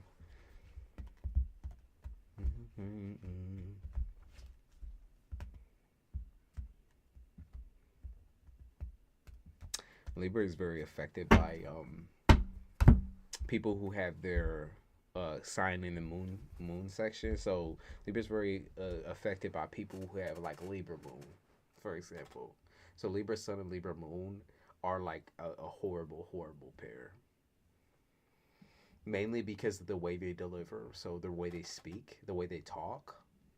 Um, Libra moon often can find themselves getting under the skin, and will not, as far as like being petty, that's where that placement is strongest. The pettiness, the indirect insults, the getting under the skin and trying to like torture you basically. It's like slow and painful type torture. Libra moon just be like that. Libra sun is not like that. And if you have both, then motherfucker, you both. Trust and believe, you both. But Libra sun is not like that. Libra sun does not fuck with anything but being direct. Even Libra's like, even if you're gonna hurt my feelings with the shit, just tell it to me straight. Hurt my feelings with the shit. That's what I'm saying. Like just if you're gonna hurt my feelings, tell me the truth. Don't be lying to me. Libra's very extreme. The sun and the moon, very extreme placements. Both have really different ways of dealing with things, though. So sometimes when I do Libra readings, it's like I know half is going to apply to someone and then half is going to apply to someone else. I just know that. I feel that strongly. Is that like for sure there's certain aspects in Libra moon that just trigger all of Libra. You're like, I don't act, Libra said, I don't act like that. I don't act like that. I don't do those things. Right, but I'm talking to another part of you, Libra. I'm talking to Libra moon. It's not just Libra sun. Libra sun, moon, Venus, and Mercury. So you are double the trouble. Double, I'm gonna say this truthfully, okay? Double the manipulation type shit. You know, not only do you know how to be nice, sweet, caring, affectionate, but you also know how to manipulate people with all of those traits. Don't play with it. Don't play with it. Girl, I called you out. I called you out. I know you felt that shit. You said, I don't play with nobody, but at the same goddamn time, if I'm feeling like playing, then I'm gonna play. If I don't feel like playing, then, you know, it is what it is. Straight. Bipolar 2. That fits. Okay, that makes sense because double the trouble, double the struggle. That just makes sense. That makes sense. I understand. Okay. Yeah. That's why I was picking up on that extreme energy and why it was weighing so heavy. I like Libra men. They are fun. There's a major reason why you like Libra men, and it's because the lot of Libra men are attached to femininity. They are fun because they love women or they hate them. It's two very extreme things. Either they really hate women, or they really love women. Literally like black and white thinking. That's what it is when you're dealing with Libra men. You are dealing with someone who either loves you or hates you.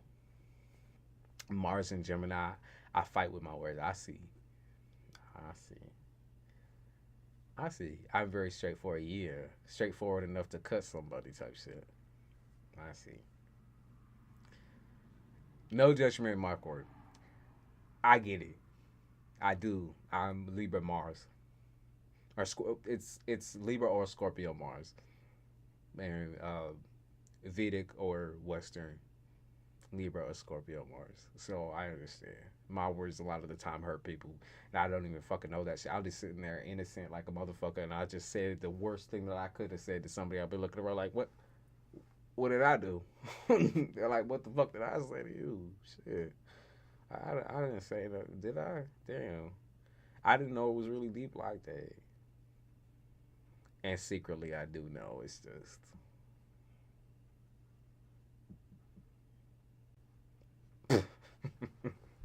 lighten up, sourpuss. That's how I feel. Don't say something to me. If you don't, for me, my motto is don't come to the kitchen. Don't come to my kitchen because I'll always be hotter than you. Don't come to my shit. I will always be hotter than you. I will straight up always be able to cut your ass. And that's just how it is. You want a battle of the minds, battle of the greatness, battle of the saying shit that's going to hurt your feelings. I could hurt you the most. And that's what you got to know. I won't try to, but unless you be trying, that's the thing. I just give the same energy all the time, all the way. I try to be softer with some people that I know that can't take it. So like they fly off the fucking handle. But then there's times where I'm like, don't try me. Just don't do it. Just don't do it. Don't start something that I will for sure finish. Capricorn. Capricorn, Taurus, Taurus. Then I do also have BPD. And if you know how BPD is for females, you don't necessarily know how it is with men. I imagine like when I say that, people are like, they're like alarmed, shocked, like what? But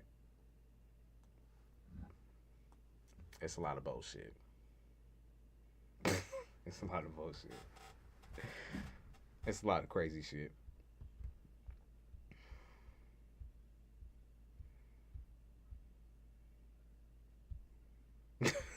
Don't ask me questions you don't want the answer to.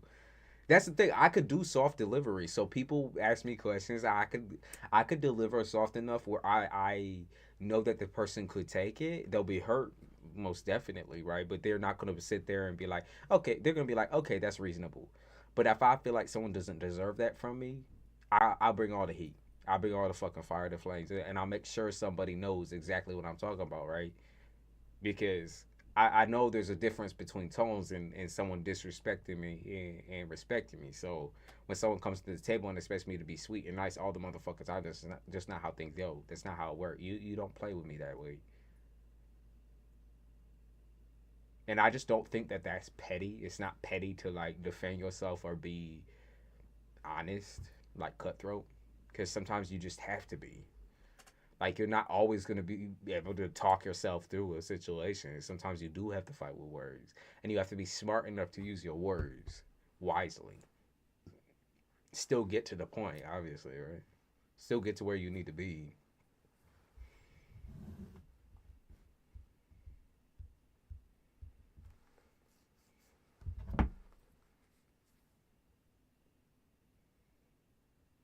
Sometimes, and then you also learn too through time is that sometimes you gotta hurt people's feelings. Straight up. Sometimes no matter what you say, no matter what you do, no matter what line or sentence you say, it's gonna piss someone off. So you might as well just, say what you need to say. Say what you need to say. Straight up. Sometimes no matter what the fuck you say or do, someone's gonna be pissed off. Mm. Mm-mm. They also be talking about Sagittarius.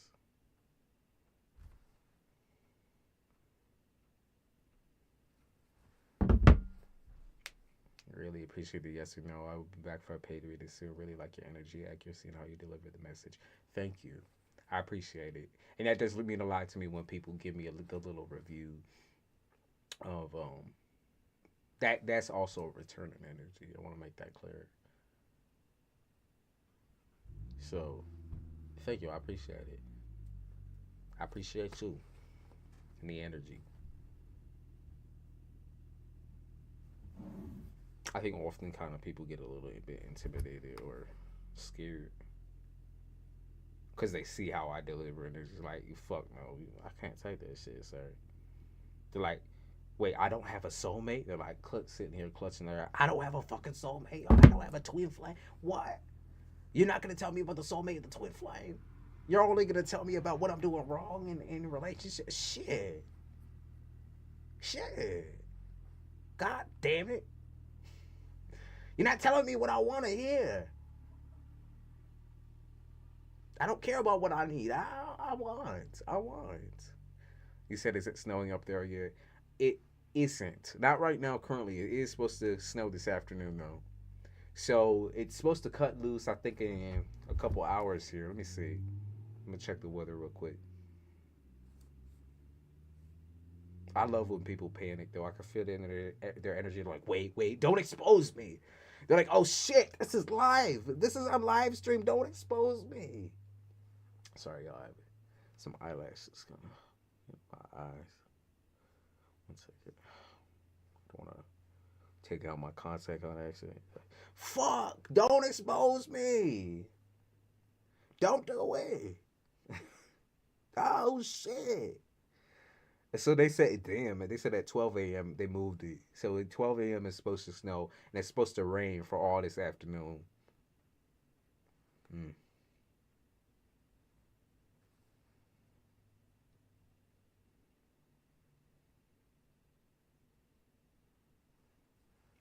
I love when people panic. I can feel that shit. It's the best. But I feel like I said, people should not be afraid to sometimes hear about the things that, like I said, they don't want to hear. It's like sometimes that's the one thing that you turn your back on or forget that actually genuinely is bothering you or affecting you in some type of way and making your quality of life a lot worse. And for me, my job as a tarot reader is to improve your quality of life, even if you don't like the shit. At the end of the day, nobody likes massive changes, constant change, right? But I'll remind you, obviously, it's not going to be the first time you hear me say that one thing, right? But if you have a fear of being called out, you shouldn't even be going to a tarot reader, right? Because the people that aren't calling you out and calling your shitty maniacal behaviors out are people who they do not like you. They don't fuck with you and they don't care for you. They just don't. Okay, that's the hard truth, is that the things that you feel like are hardest to hear are sometimes that's the truth, right? And then the things that are easiest for you to hear, like, oh, I have a soulmate on the way, or I have a twin flame coming, and he's gonna give me that good, or she's gonna give me that, plump putty cat type shit. Like, then you gonna give me that good. Like that all is something that's so trivial, so trivial, and that's not gonna put you in a good situation when you get into a relationship. That's not gonna put you in a good situation when you have children, and especially if you had children early, for a fact that it takes a toll and there's a price to being immature, and that your children will learn every ounce of your own immaturity. And for those of you without kids that are still going bump into don't give a fuck, like, you just gotta know that's not that's not healthy, and you don't feel happy. Not truly, not really. You don't. It's temporary bliss. It's like once you take the fucking sunglasses off, once you take the shades off, you realize this is my fucking life. Like, I fucked my shit up this bad. That's crazy, man. Like, I got myself into all of this mess. For what, though? For what?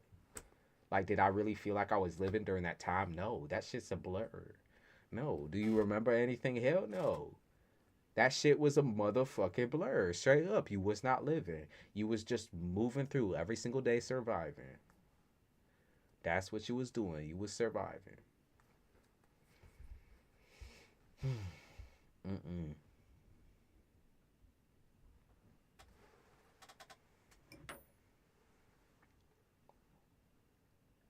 Mm-hmm.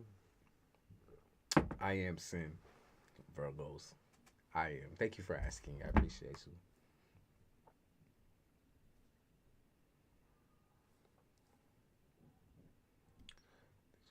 Ladies.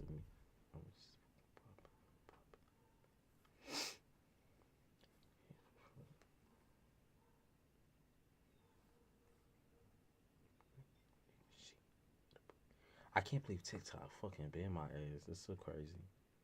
So rude. Disrespectful ass motherfucker. TikTok was waiting for me to say so. Hold up. I got a yes or no. Can I ask? Yeah, you can. Yes, you can.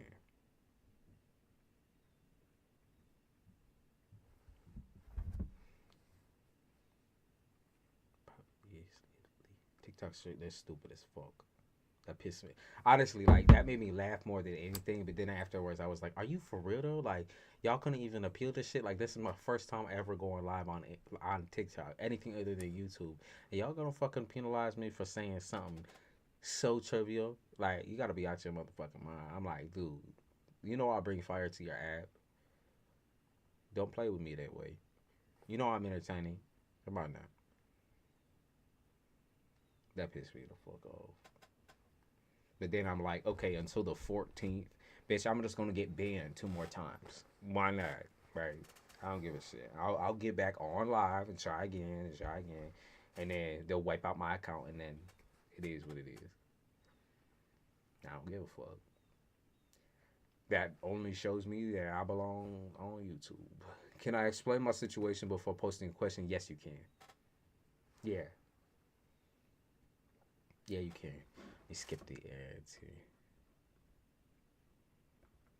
TikTok, don't play with me, bitch. I know you watching all the motherfucking time and stalking and doing all this extra shit. Don't play with me, bitch. Better work out the next time, yo. Now, I know your priorities. Discuss it. Give all of it. Just for nothing. But inside to see it needs more loving. Needs more hugging. Okay, so should I drive up tomorrow morning to get this info from medical records, or would it be a waste of time? It's like 2 hours away. Let's see. I think so. Can I be honest with you real quick? I think you need to get out of the house. 4 of Swords. I think it'd be worth it. I would do it. I do think you need to get out of the house and breathe for a little bit. Yep, 2 cups. Yeah, exactly. I think to be, even if it's doing something like doing errands, right? I think you need it. It's a necessity. I feel like, yeah, just to relax for a second, get out your mind a little bit. I would most definitely travel the Chariot in the upright. Definitely.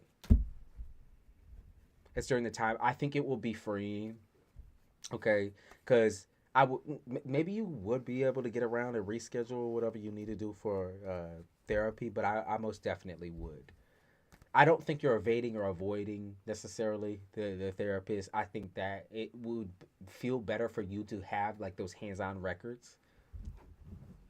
Okay, I think it would be way better for you to have those hands-on so you can actually look at them. Okay, I would. I would go. I had a yes or no. Yes, Chelsea. What was your yes or no?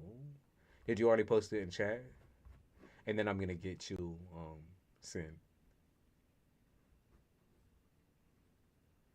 Ooh, flight attendant training. I already saw that. I saw that coming. Do you see me and my significant other having a prosperous future together? Are you going to be mutual butterflies? Let's see, Chelsea. Mutual butterflies. 6 of Wands. Okay, so this person thinks you're sexy as hell, very attractive, very, very, very maternal or nurturing individual, and they love your heart. Okay, as far as a long term relationship, I would say yes. There will be a long term relationship ahead. The sun in the upright, the devil in the upright, this person is completely attracted to you, in love and involved with you. You have his complete attention. Page of Cups and the sun in the upright and the magician in the reverse. So you guys need to be more open though with learning things about each other or from each other. I feel like there's a lot to learn. Okay, and that's something that I can't control, right? Because the ticking time bomb type shit where it's like, okay, you give that person all of these, times to get to learn about you, and you try to invest in the situation, but it doesn't feel like sometimes that there is a back and forth. Doesn't feel like there is like that necessary communication all of the time, and I feel like you kind of get stuck, or you start being like really, you start getting depressed. You're somebody who kind of like internalizes a lot of the feelings instead of talking about it with your partner, and I feel like that will really need to be talked about. I feel like y'all will have to share everything with each other, everything, even the things you feel like are almost to the point of like, you know, betrayal, I guess, or something. Like, just share, just communicate. That's a necessity. But I do see a long-term relationship ahead of you, most definitely. Okay, most definitely. It's not always going to be this easy. It's not always going to be this easy. But I love y'all's energy. I love y'all's energy. Y'all are like the same motherfucker, the same person. You have the same type of goals. It looks good to me. It looks fruitful. And trust me when I say this does not come out for everyone. Most definitely, it's more rare than you think. Way more rare, okay, than what you think. And Fazila, you said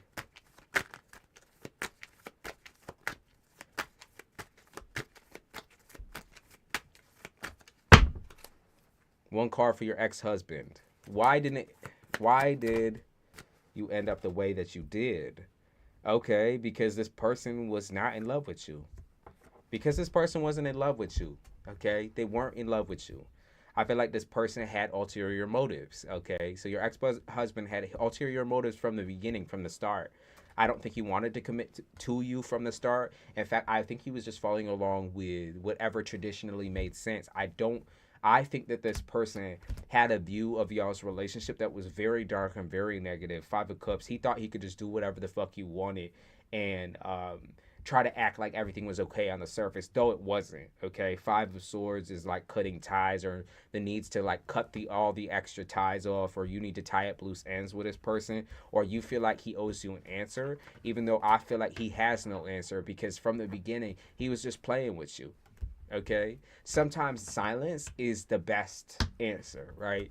Because at the end of the day, there's nothing he could say to rectify or make whatever the situation was right in his mind or in yours. It was going to end up like this regardless. Okay, it was definitely based on tradition and not based on happiness and not based on love. All right, Sin, get your ass. Get your ass over here, Sin. Sin, let's see what's going on with you.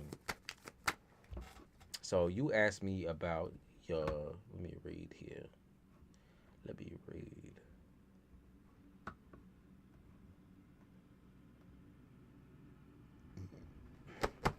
Excuse me. Acid reflux is crazy, y'all. All right.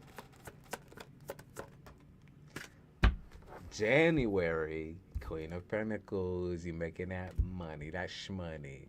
This was my ticket to leave my current environment. I just learned from my recent grads that they are not getting their start until months after, and I think I'd have to rehome my dog. My auntie, who's my age, says she can get me a job where she is in Miami, and I can bring my dog. I'm overthinking it. I've been overspending, and I'm stressed out as fuck. Sometimes overspending is kind of like a Virgo thing to do, a very earth sign thing to do, because what happens is like the stress starts caving in, and then you start doing things to remedy that or cope, to try to cope with whatever the situation is. But I also feel, hear me out, that there's a part of that that also makes sense for you because you are a creative person, because you are someone who needs, like, sometimes you got to do that spring cleaning where like you clean out your closet or you clean up all your old shit, you get rid of all your old shit and you start replacing it with new shit in order to symbolize like actual genuine change, because things are changing for you. Okay, will things always be like a place where you can overspend and overthrow? No, but like you're also allowed to do those things for yourself as an individual. You're allowed to, you know, take the break or take the time that's needed. It's kind of like how people take vacations when they need a break, or it's kind of like how some people go get a massage, or they go to you know, a spa or something of that nature. Like sometimes that's what you need. You know, you it's therapy in a way. It's a place where you feel good, that you can expand on. And I feel like sometimes we do need that. Now, all the time, no, but now it's the holidays, babe. It's the holidays. It's a holiday. Okay? As long as you're not doing this all the time regularly, and this is more or less something that, you know, you're trying to get by. You're trying to learn the information. Spoiling yourself. Getting rid of all the old. I would continue to do that. That will make you feel much lighter. And in fact, I feel like you're going to get rid of a lot more than what you're actually buying. So, look at it as a, almost like a spring cleaning type situation. Okay? All right? So,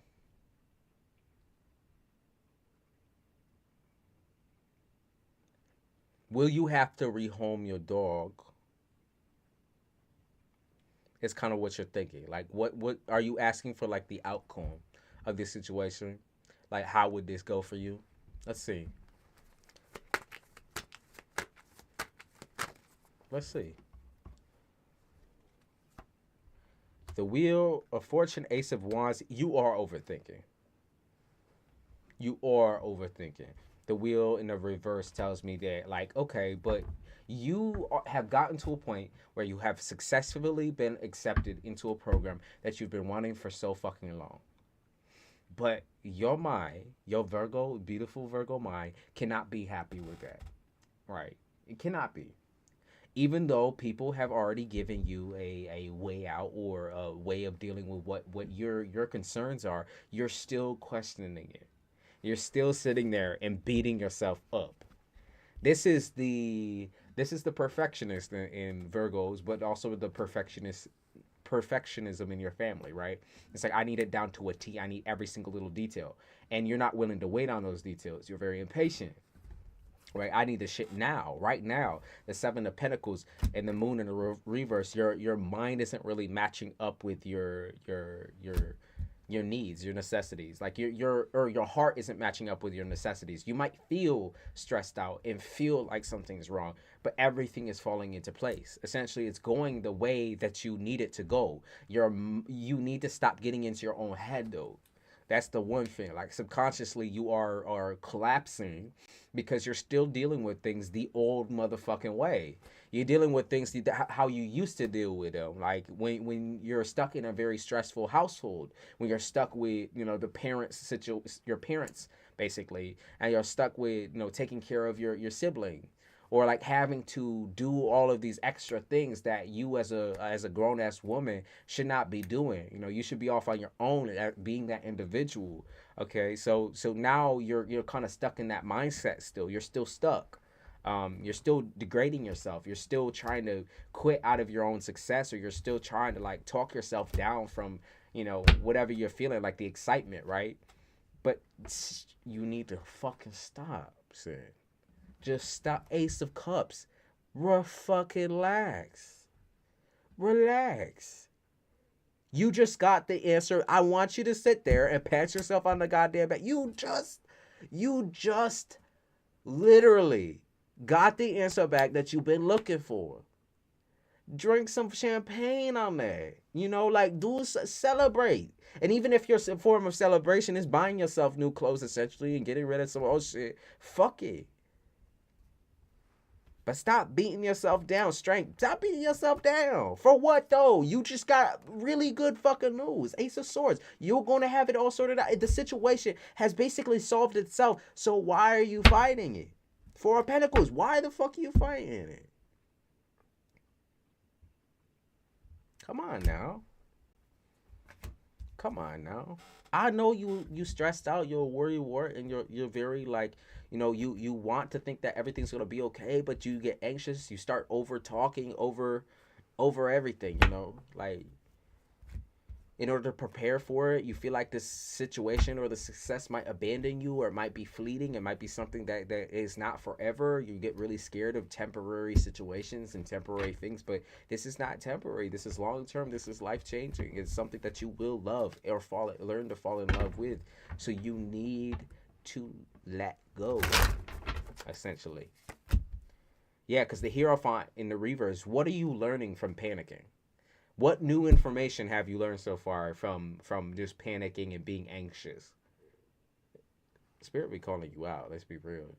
What are you learning right now from basically, over like hyperventilating and getting anxious and being scared of the outcome of this and this and that, even though you've already been told an answer, right? The King of Pentacles in the reverse, and then once you start getting nervous, you start spending some money.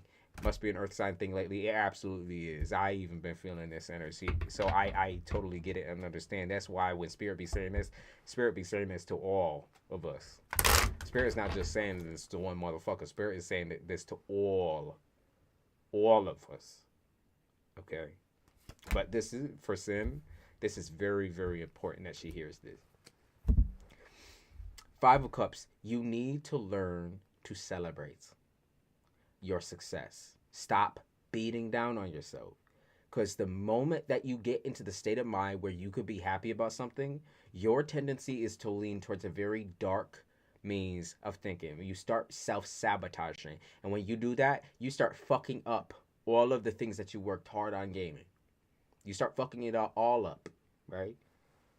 You can never be happy with the things that are presented to you. You're never happy. It's always too little or too much or not enough information and not that, not this, not that.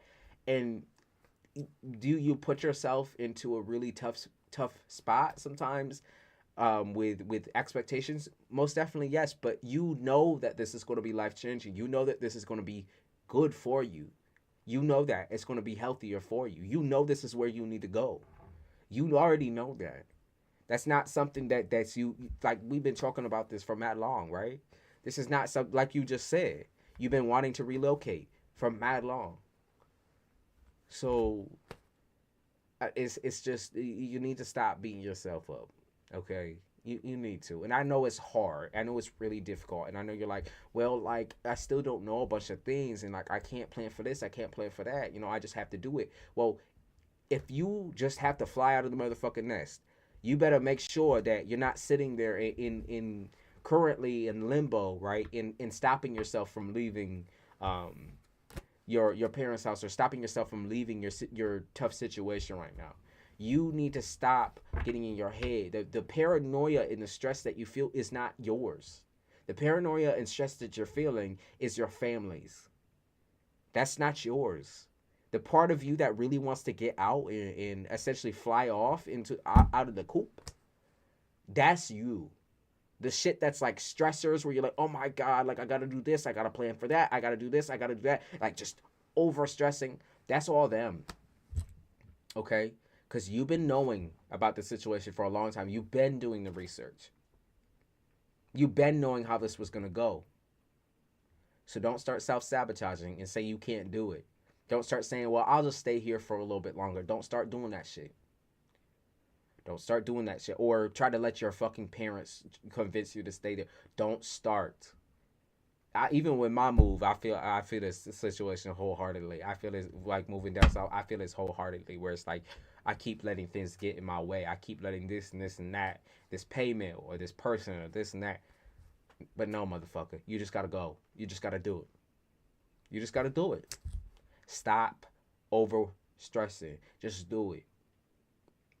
It's just life changing, and it is extreme, right? Because you go from trapped in a cage to essentially flying out. Like you've been like this your whole entire life, where you've been trapped in a cage. Just find something different, to find something actually manageable and that feels good. To accept that it feels good is hard. It's stressful. Success is hard. It's hard when you've been beaten down your whole life, or been told you're not doing enough for yourself, or not doing enough for everybody else, or you're not enough. You're never enough. But now you have to be that person for yourself, though. Okay? You need that person. You need to be that bitch for yourself. I'm telling you, it is all your parents that put you into that stressful mode. It is not you. You are not that person. And with your own business, like the business that you're creating, the success doesn't come out of the, perfectionism and the micromanaging. Your success within that business won't come from that. It will come from your creativity. And creativity does not have a fucking harness. Okay? Art doesn't have a harness. All right? It's something that fully and entirely comes out of a space of intuitiveness and free thinking, where you don't have anyone talking in your ear. You don't have to sit there and crush yourself into a box and a box and a box and a box and a box of thinking about, oh, what would people like this? Would people like that? Or would they not like this? Would they not like that? You don't have to do that. Start simple. Start extremely basic with that website. Be basic as fuck. Because what actually matters is the products that you're putting out. Fuck the site. That can be worked on. That can continue to be worked on. Put out your motherfucking products. Even if it's as simple as putting your shit out on Facebook or Instagram or wherever you got to put your shit out, but put your shit out. Stop sitting there and shooting yourself down as if you haven't done hard enough or tried hard enough. It's taking you a long time to get here because you were working on yourself. You were pushing yourself, and it is a lot of fucking work to maintain. Okay?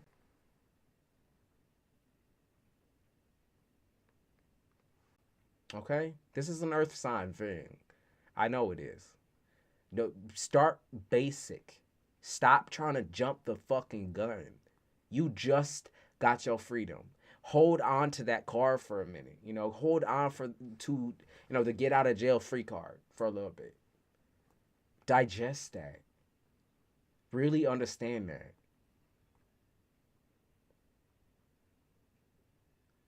Now, Malibu, you right. I started reading what you say. You right. Stand tall on that shit. Because you a fucking beast. You got a lot of shit done within a very small amount of time. You push past a lot of the mental health and the issues at home, the neglect at home, the abusive nature back home, and you've put yourself into instead of the passenger seat and letting people drive your life, you started driving.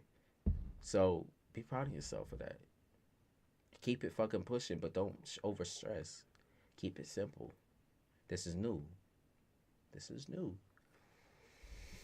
And the airlines bases are in cities I have no idea about. Their code, anything on job in Miami. Let's see.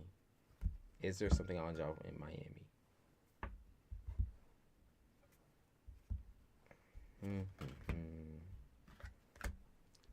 Don't let it scare you off that you're not finding anything in Miami, because I feel like you're going to be much better in another area for now.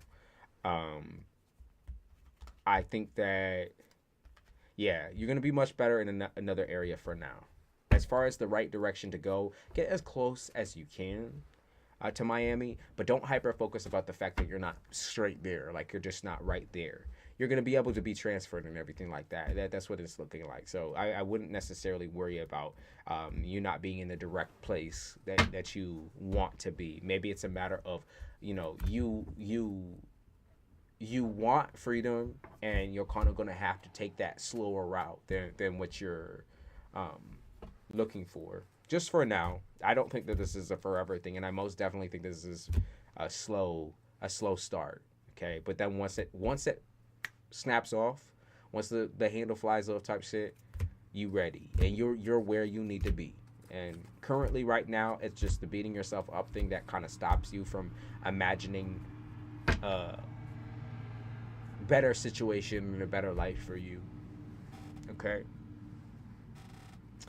I know you're nervous. Think about it as going on a stage for the first time. You're nervous, but as soon as you see the crowd cheering, that goes away. You'll be excited. Don't overthink it.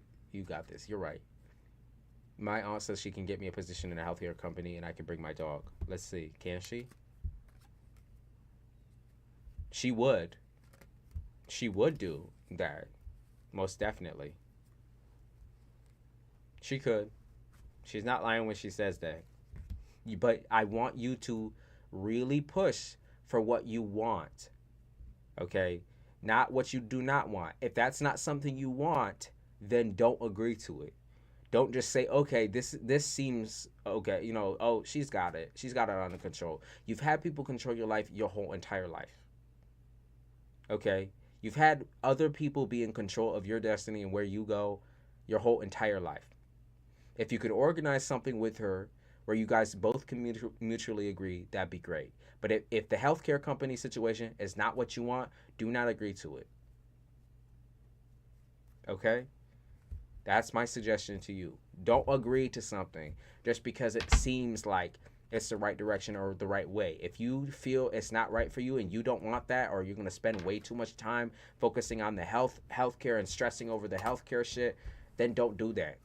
Okay? Find something else. Do something else. Do what you want to do, not what other people suggest for you. Trust yourself. Okay?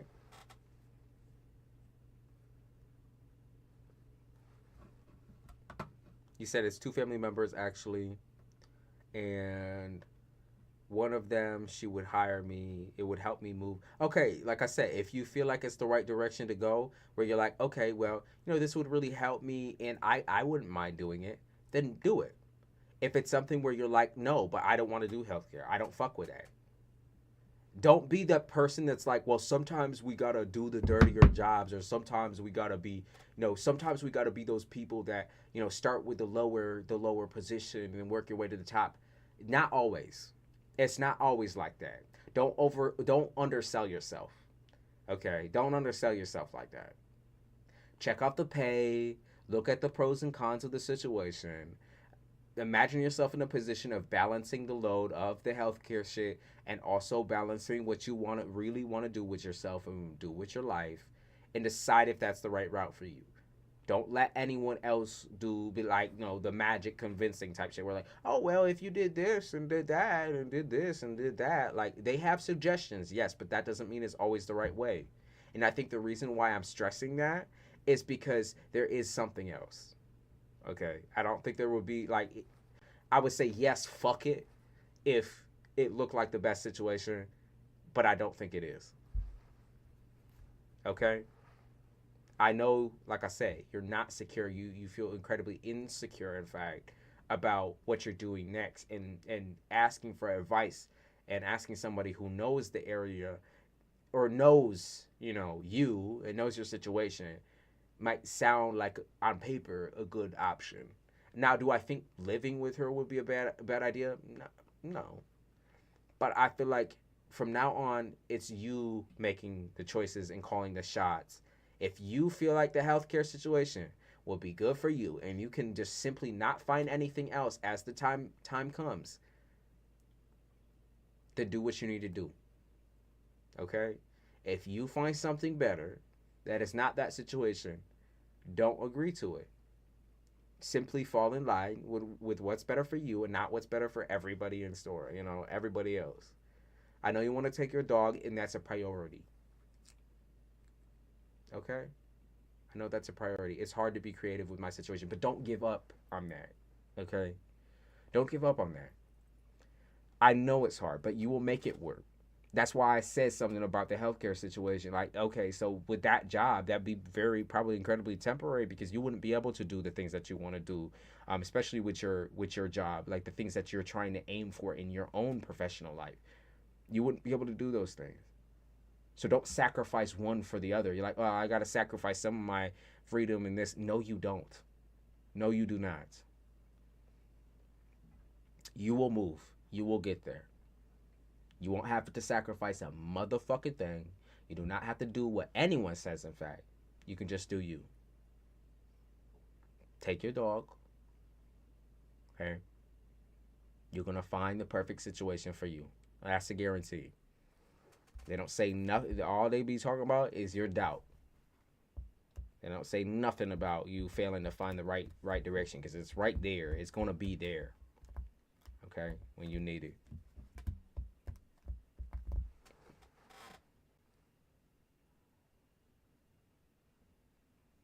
Okay? Virgo. Think of especially me is Miami is a great city for creatives, and I get to have my dog. Well, the flight attendant, I may be without shelter waiting on them to call me for work. The situation, like I said, will change also as you let the answers come to you. I know it's hard, and I know it's stressful. And I know that situation with Auntie right now looks like the best situation, because it's your fastest route, of course, to getting out of your situation. Okay? I know.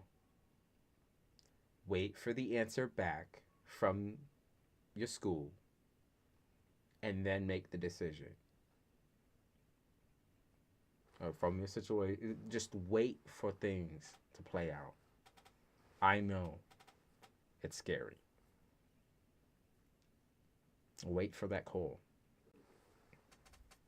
You're gonna get, or you're gonna have all your answers. They're still see that's the thing.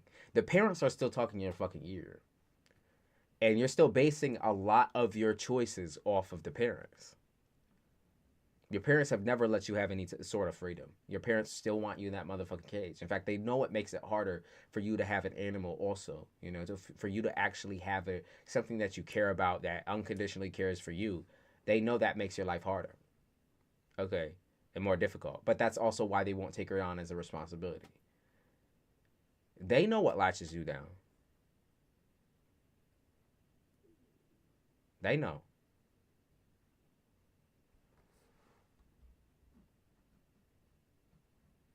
I'm on eggshells like a motherfucker. I won't even know where they are flying me until January. I know. I know. Wait for the answer back. Exactly, Josephina. Exactly. Exactly. Josephina is hitting the nail on the head. They still want you to be codependent on them. They still want control of your life. Naturally, especially your mom, think they know what's better for you than what you know what's good for you already. But they want you to question that. And a lot of parents, that's the thing, a lot of the parents that codependently believe that they are doing the right thing by taking care of you and shielding you from certain aspects of life, they believe that they are in full control of what you do. Right? They believe that they have the right to that because you popped out the pussy, or because you are a product of their copulation type shit. They believe that they should have control. They should have that dictator status in your life because they don't want you making the same decisions that they made. Essentially, that, or they want you to follow the exact footsteps and the exact path and live up to their expectations. But that's not how it works. Okay, you're a human being with your own expectations. Them trying to force that shit down your throat will do nothing but make you miserable and make them look like the fucking villain. Cause they are. Cause they are. Because that's selfish as fuck. Because that's not the way the world works anymore. Okay? It's a very old school belief. So. Mm-mm. Thank you, Malibu. I know I'm about to get off and eat in a second here. But they want you to continue to be codependent on them. Run to mommy and daddy when things go wrong so that they can control, dictate, and control. Okay? And all you got to do is keep your head where it belongs and continue on with the path that you're going on. Wait until you get that answer back. I know they're putting stress on you. I know you're starting to get scared. You're starting to fear the situation. But I need you to get those answers first. Wait for that phone call before you start calling shots and just jumping into whatever scenario looks best for the moment.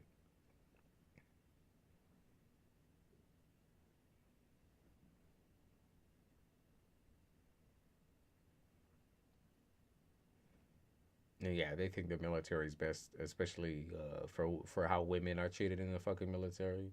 Still treated to this day in the fucking military. That's just crazy, yo. That's just crazy.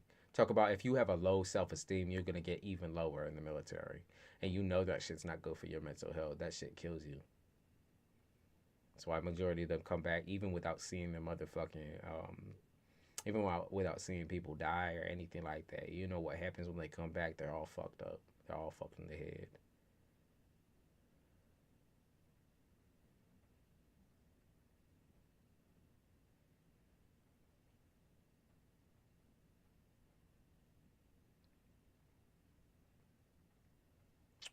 He said, I emailed them with the concerns they stressed it can take 2 days or weeks for them to get me a start date. No compensation. You're going to need to wait a second.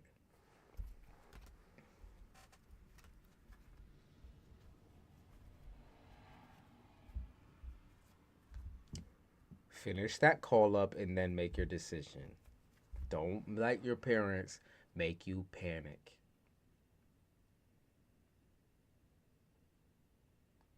Don't let your parents start making you panic and scared and fearful of the future. Because your future is bright as a motherfucker.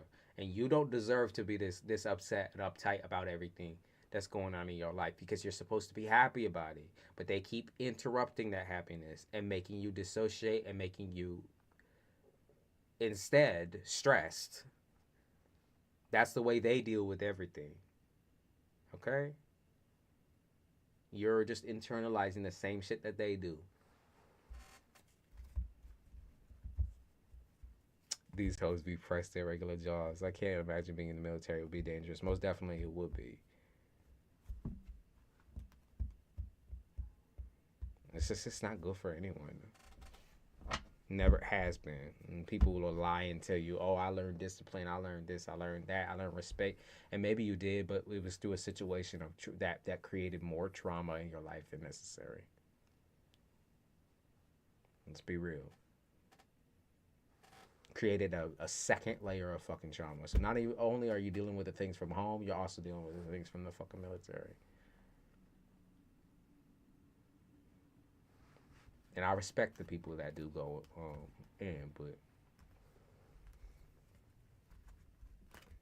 mm, mm, mm, mm.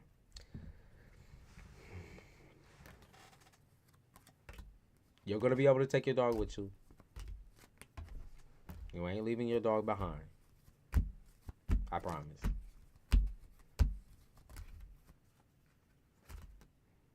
You gonna be packed up and you gonna be cheesing out when you run out that motherfucking door. You gonna be fucking cheesing. When you on that plane, you gonna be cheesing. You gonna be out that bitch. You gonna be happy as a motherfucker. Exactly. You gonna be fucking cheesing.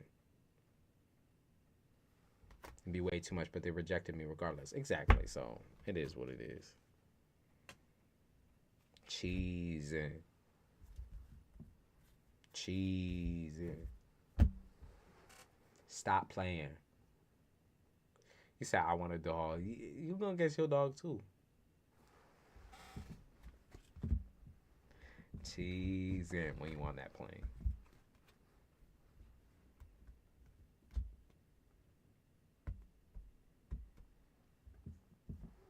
You said those look like my lips too. Loose lip sync ships. This is intentional. Well, let's see. What is Spirit saying? This is intentional. Get away from those people. Your needs will be met. Be selfish as fuck. Stop being impatient. Still maintain that selfish attitude. They'll be like, I get all or nothing, motherfucker. All or nothing. Okay? Remember, you're fighting for your freedom, not another fucking trap. Not another situation where you gotta be stuck under somebody else and in this situation, that situation. But I feel like you would really fucking love being the flight attendant. Really love it. I feel like the healthcare situation would stress you out because it wouldn't be better pay. It wouldn't be good pay. Okay, and even though the flight attendant is kind of like almost a full time, basically a full time, but you're kind of like able to do the things you want to do still. You're able to see things that you need to see, I think, in order to grow. And you wouldn't be stuck in it like that. If you get up to a good place, you get your pay going, then you invest into your business, baby. That's only gonna take a couple of years. There's people. I just watched somebody who made it in that business or that industry. Like, it only took them 2 years, 2 or 3 years to get up into the top ranks, and then eventually get that big pay. Like start making real money. And once they touch that real money, that motherfucker blew it out his ass. But no, as far as investing, you will be able to invest into your business. When I got my passport, I was so happy. Please be happy. Maintain that happiness. And do not keep letting them question your sanity. Come on now.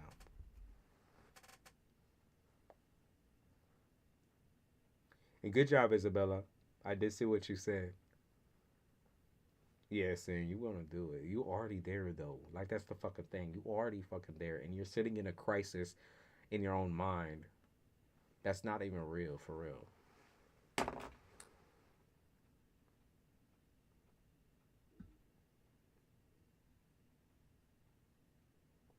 Okay, you got it.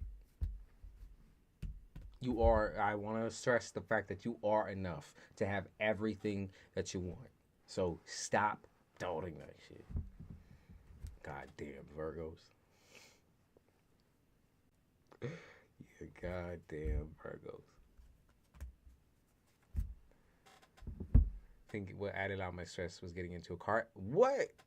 Yeah, no wonder you're fucking stressed out and panicked and paranoid. Jesus, are you okay? Like, did you sustain any injuries? I know mental and emotional stress most definitely, but something is really it's someone. Let's be real. It's the parents. It's everybody in that area. Okay, it's everybody in that fucking area. It's trying to hold you back and make you feel some type of way, make you feel like you ain't worth the shit. But that's just not true. You know, this is a part of your growth. This is a part of like the spiritual growth. This is a part of growth as just a human being in general. You need this. This is a necessity. You're finally putting yourself first.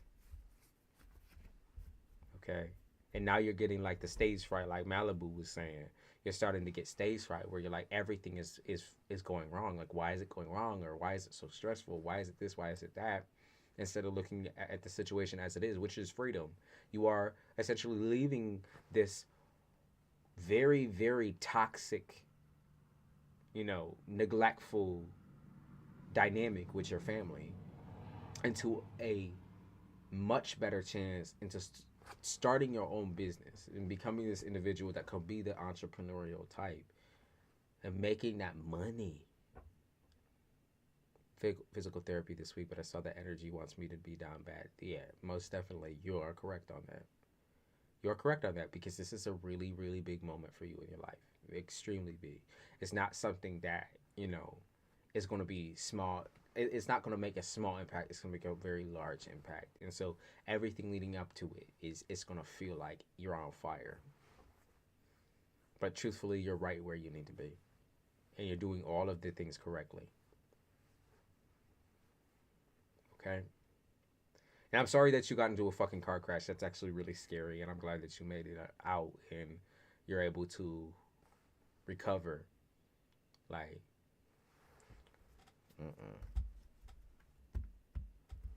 yeah, someone's doing some weird shit. Someone be talking, sinking ships. Like, break a leg. It's like when the motherfuckers say, break a leg when you're going on stage type shit. They trying to wish you, they say they're trying to wish you something good, but in reality, it's like a lot of people mean that shit when they say break a leg or do well. Or, yep, go and do it. Yep, you got it. Break a leg. Someone is doing some weird shit like that. I don't fuck with that shit. And call it superstitious or call it strange. I feel like people who say shit like that are literally like that sarcasm. It's because they're not happy for you. In fact, they're jealous of you. I don't fuck with that shit. Go break a leg, bitch. Like, okay, bitch. Okay, cunt. Like that shit. Mm-mm. Yeah, no, I don't trust that. Not at all. It was intentional for sure. Most definitely intentional. Like someone has shitty intentions, and you want to like I said, keep exchanging out your energy. Take a bath. Keep. Life is gonna do. See, it's shit like that. It's shit like that. Fuck that. Fuck that. And listen. Respect to your mama, okay? She put you into this world. That's all I know about it, right? You know, I mean, I know a lot of the neglectful and abuse, but I can only judge from the outside. But I'm saying it's shit like that that chases your kids away. It's shit like that that puts your kids on such a depressed and bordering like mentally, like I don't want to say, you know, like a position where you feel like jumping off a fucking bridge. It's shit like that. I fucking hate that shit. I cannot fucking stand shit like that. That's a projection. Straight projecting. And I know they got harsh rules, harsh critics. You know, they came over from another place and stuff like that, or you know, they moved, or they I guess, you know, everything's difficult and everything's hard in their life, so they gotta make it harder for you. Fuck that shit. You ain't gonna learn nothing from making your life harder. Your lessons don't come from the, you know, how hard, like you put the game mode on hard type shit. It's not like a game. Like your life is not a fucking game. Like right now you're trying to tread to a path of being, you know, self-sustaining, and that is not a fucking game. It can't be played with. There is nothing better for you. So delusional. That's what we call people like that. It's delusional as a motherfucker, where they think they can control. Delusional. Nope. She said life is gonna deal with you. Girl, life is gonna deal with you.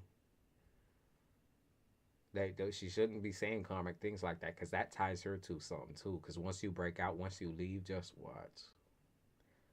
I'm not saying anything bad is gonna happen, but I'm saying just watch how that woman break down, and break down in the means of mental and having a crisis. That's not something that you want, but it's something that she needs to change for herself. That's not something you can control, baby. Remember, she once you leave, she don't have that. She don't got that no more. She loses it. Loses her mind as a result.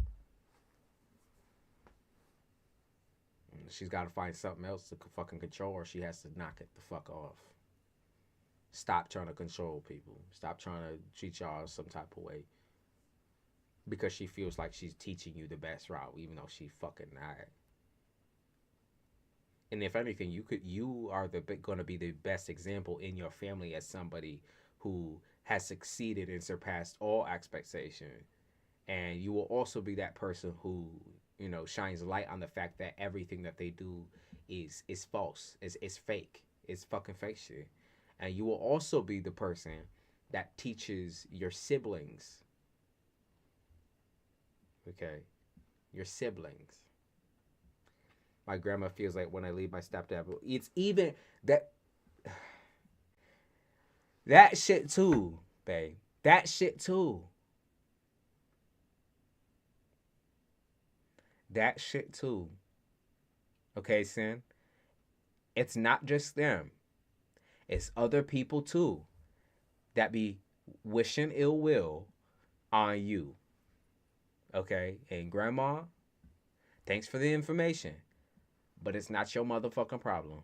They are grown ass people in that household. They do not need you to be taking care of them.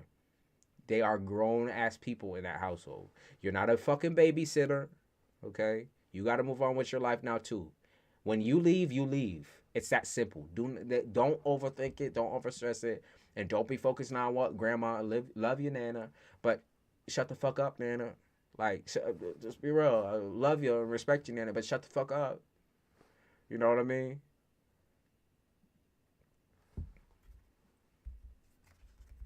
Whatever their relationship is, it's their relationship. That's not about you no more. Once you leave their wings, you're gone.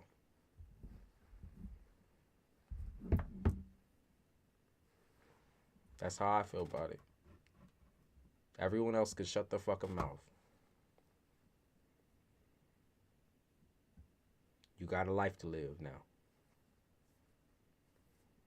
Ah, man, that ill will shit. I can't stand that shit. When people are like, that's what you get type shit. Oh, well, you're the one who tried to do this, or you're the one who tried to go against me and do this and do that.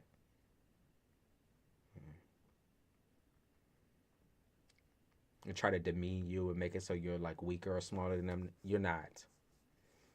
Actually, it's quite the opposite. Your parents are quite insecure people. You failed the test to get into the military. Your parents are quite insecure people. Your family is based on, anything and everything is never enough. Never be happy. Never be in control. Okay? They want an aha moment so bad. That's exactly why shit like the car crash and shit like all of that is something that happens. Because when people be wishing that ill will, that nasty shit on you,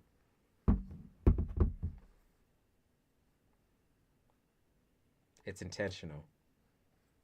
They say that shit with intention, and you just gotta keep chugging forward. You gotta keep chugging forward when because they're gonna only get worse up until your last day. They're gonna start getting real needy and real annoying and start saying all the extra shit. Okay, up until the last day that you're there, but you gotta bounce. You're gone. You're gone. You're already gone. That's the thing. That's what they know. That's why they're starting to panic. They're like, oh fuck, like our lives are going to be dramatically different because she don't give a fuck. Like she trying to move on with hers.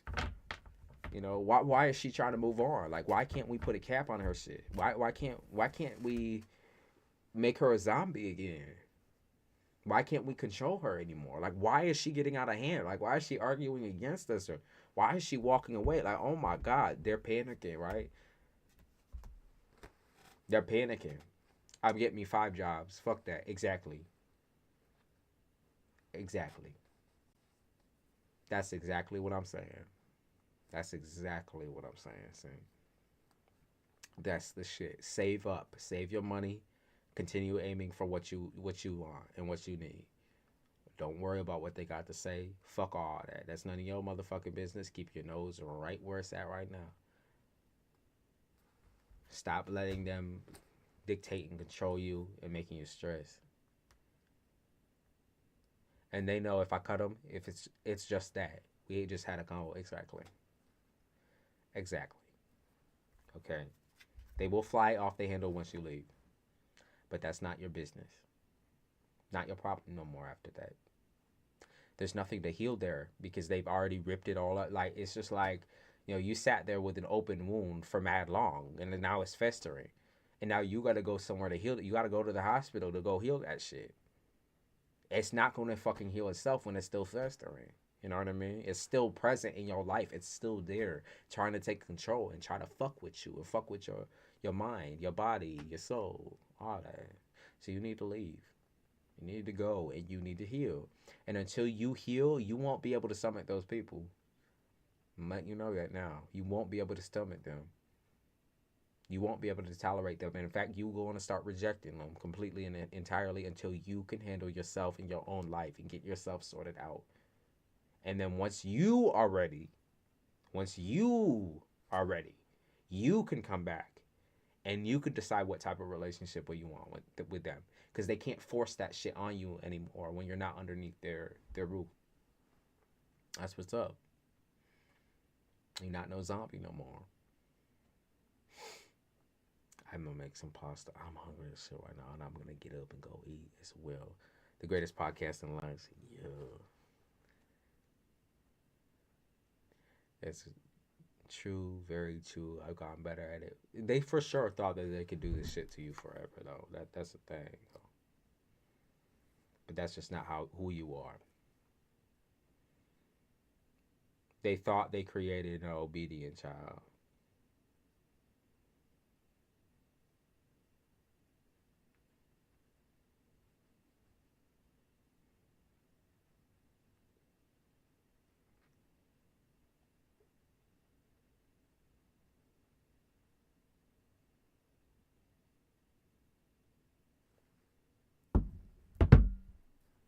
Cafe Astrology, a good site? Yes, it is.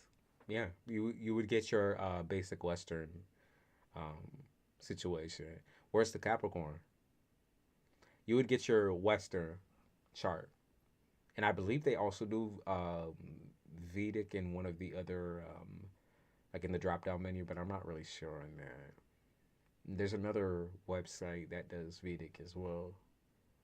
Might be interested in looking at, because Vedic is sometimes confusing because you're like, oh shit, but those are different signs, but it just has different meaning. Crystal, I'll answer a yes or no question. I could answer a yes or a no question for you if you're looking for something free, but that's about it. Yes or no question.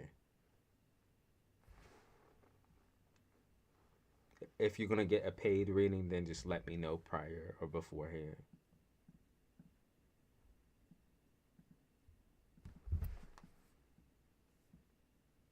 I'm gonna look it up and I'll tell you. Yeah, send me your chart.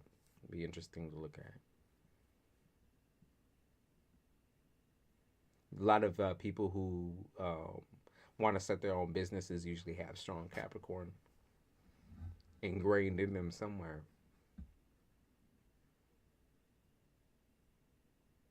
I really do have to piss too. Will Johnny and Gigi's relationship last? One-sided relationship with the children.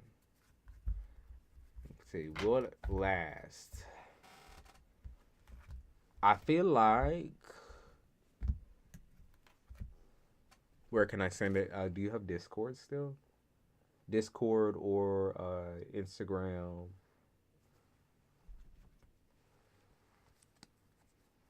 Or Twitter, wherever you got me on. I think their relationship will last. I do think they love each other. I do think the connection is strong. And to me, it looks like this person was sent to them with the intent. Like this relationship was sent with the intention of it lasting, and I think that this is a little bit stronger, in fact, than there's like your average startup relationship. To me, it looks real. It looks like the feelings are real, the emotions are real that are involved, and it looks like they're healing as well in this connection. Though I think that what you have to be careful on kind of is enveloping or involving yourself in a situation where someone has no feelings for you but they have feelings for another person. I feel like Crystal, you might be trying to insert yourself into the connection thinking that, or you're viewing it from the outside and trying to have a say in what happened and what doesn't happen. But from what I see, there's love there, and that no matter what, these two people are going to try to stay together or fight for each other. Okay.